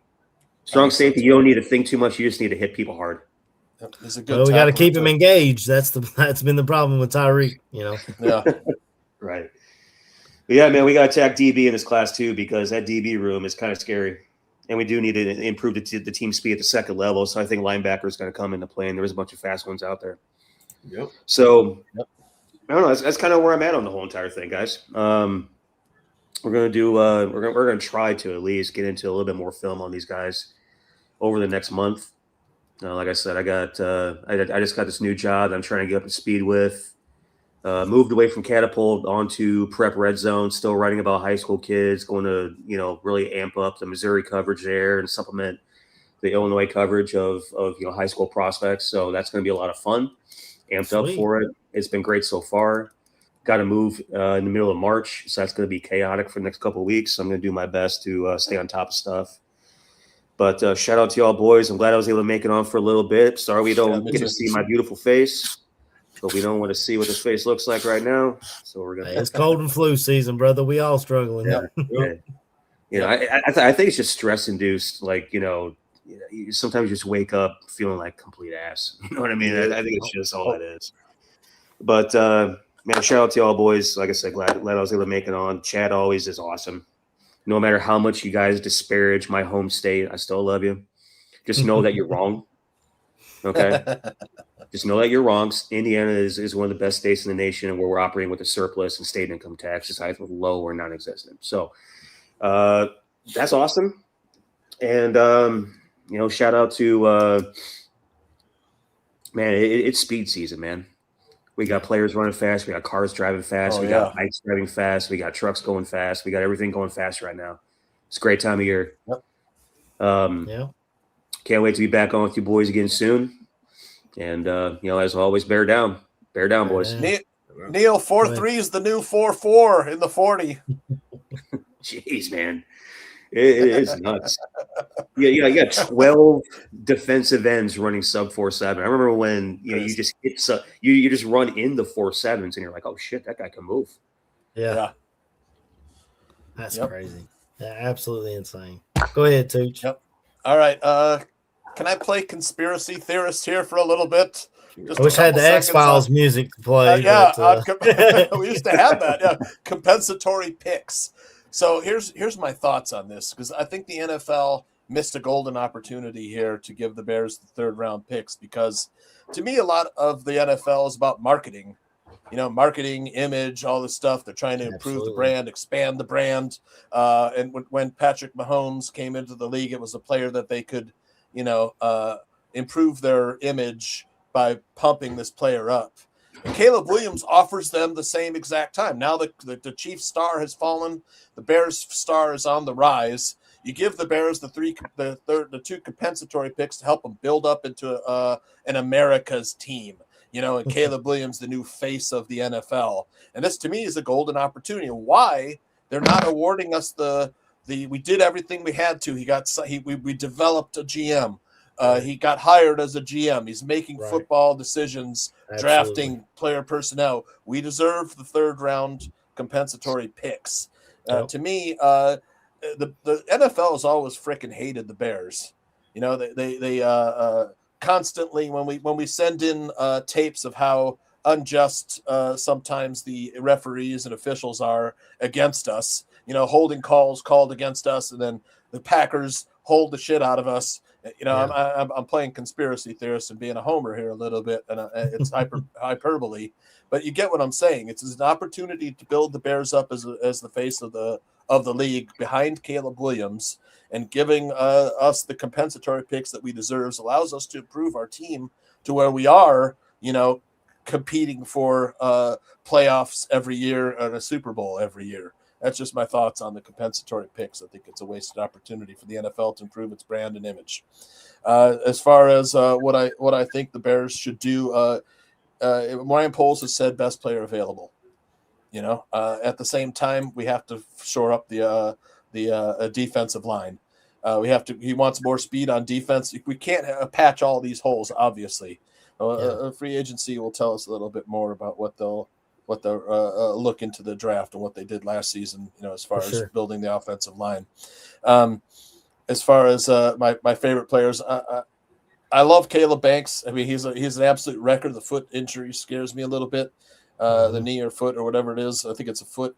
But man, if you hit on that pick, like I said, that's a home run. Caden McDonald is the safe play there. Yeah. The tree stump in the middle of the defense, a solid anchor, the heavy hands would help immediately. He's a day one starter. Both those guys, your first round pick has got to be a day one starter. In the second round, if you're looking at edge position, the guys that fit are the Zion Young with the size. He's about 265. He's got the length.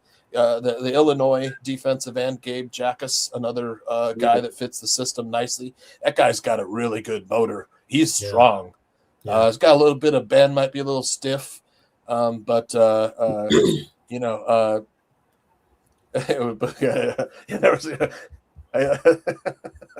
you see Booker's comment? You're backing me. Thanks, Booker. I love you. But and then later on in the draft, I'd like to see him take some speed. We have to get faster on defense. Ruben Hippolyte couldn't make it onto the field. He was a guy they drafted for speed at linebacker. He had speed. He had the speed. Yeah, had the speed. Well, we still have him though.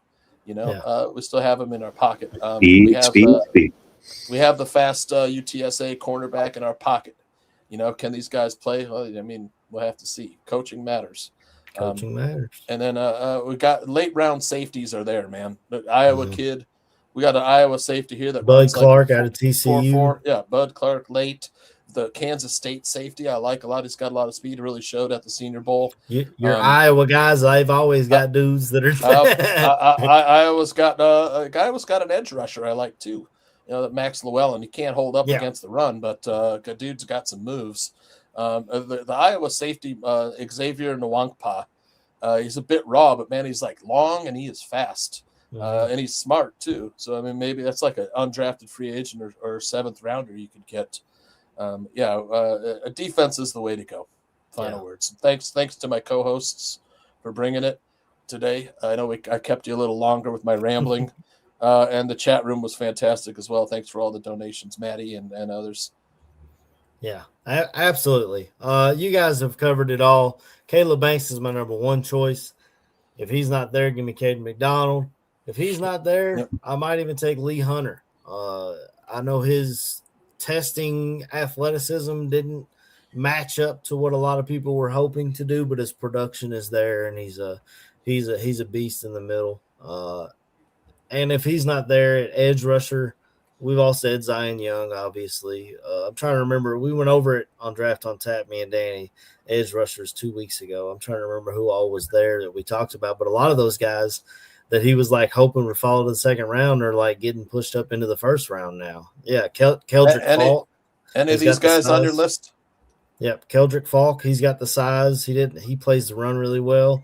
TJ Parker is one of those Clemson guys that that looked good going into the year, and it just kind of didn't work out for him toward the end of the year.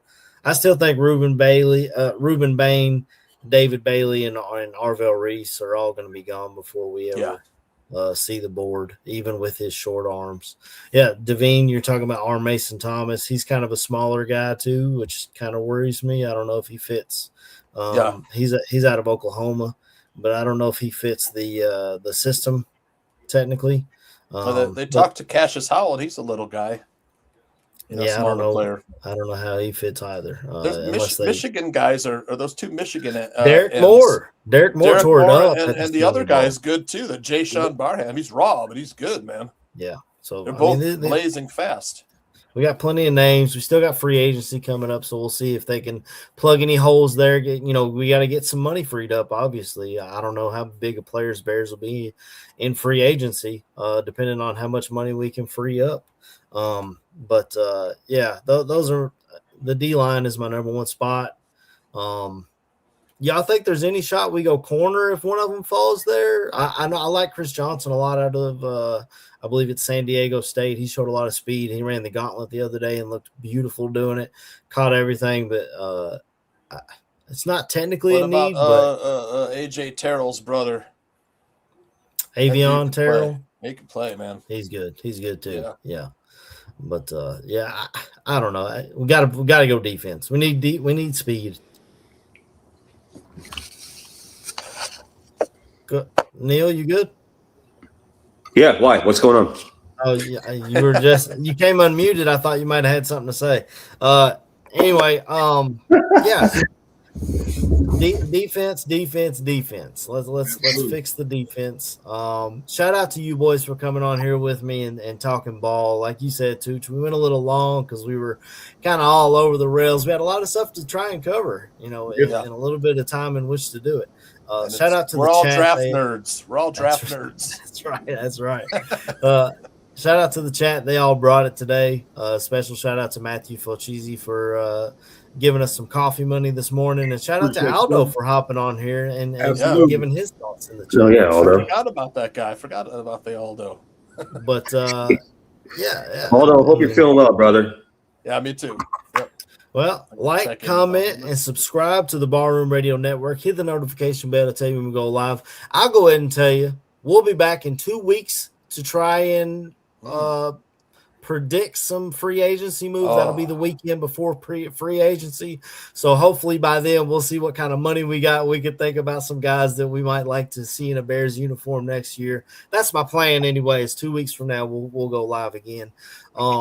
Tomorrow, Greg Gabriel's going during the day. Him and Aldo will be on here to talk draft prospects and the combine and all those things. And then come back at night, 8 p.m. Myself and Danny Shimon will be on to talk about the edge rush or defensive tackle position. We're going to cover that in general, and we may cover some overall thoughts on the combine as well. We're trying to attack each position group that we see is in need. We've already done the edge rusher. Now we're going to do defensive tackle, and then we'll probably do linebacker, safeties, corners, etc. Going forward between now and the draft. But hey, there is no off season for Bears, man. It goes nonstop. It's nonstop. When the season ends, you flip the page over to the draft and start looking into these prospects and watching the tape and figuring out who we like, who we don't like, who we want, who we don't want, etc. But until then, we'll just leave everybody with a Bear down. Bear down, baby.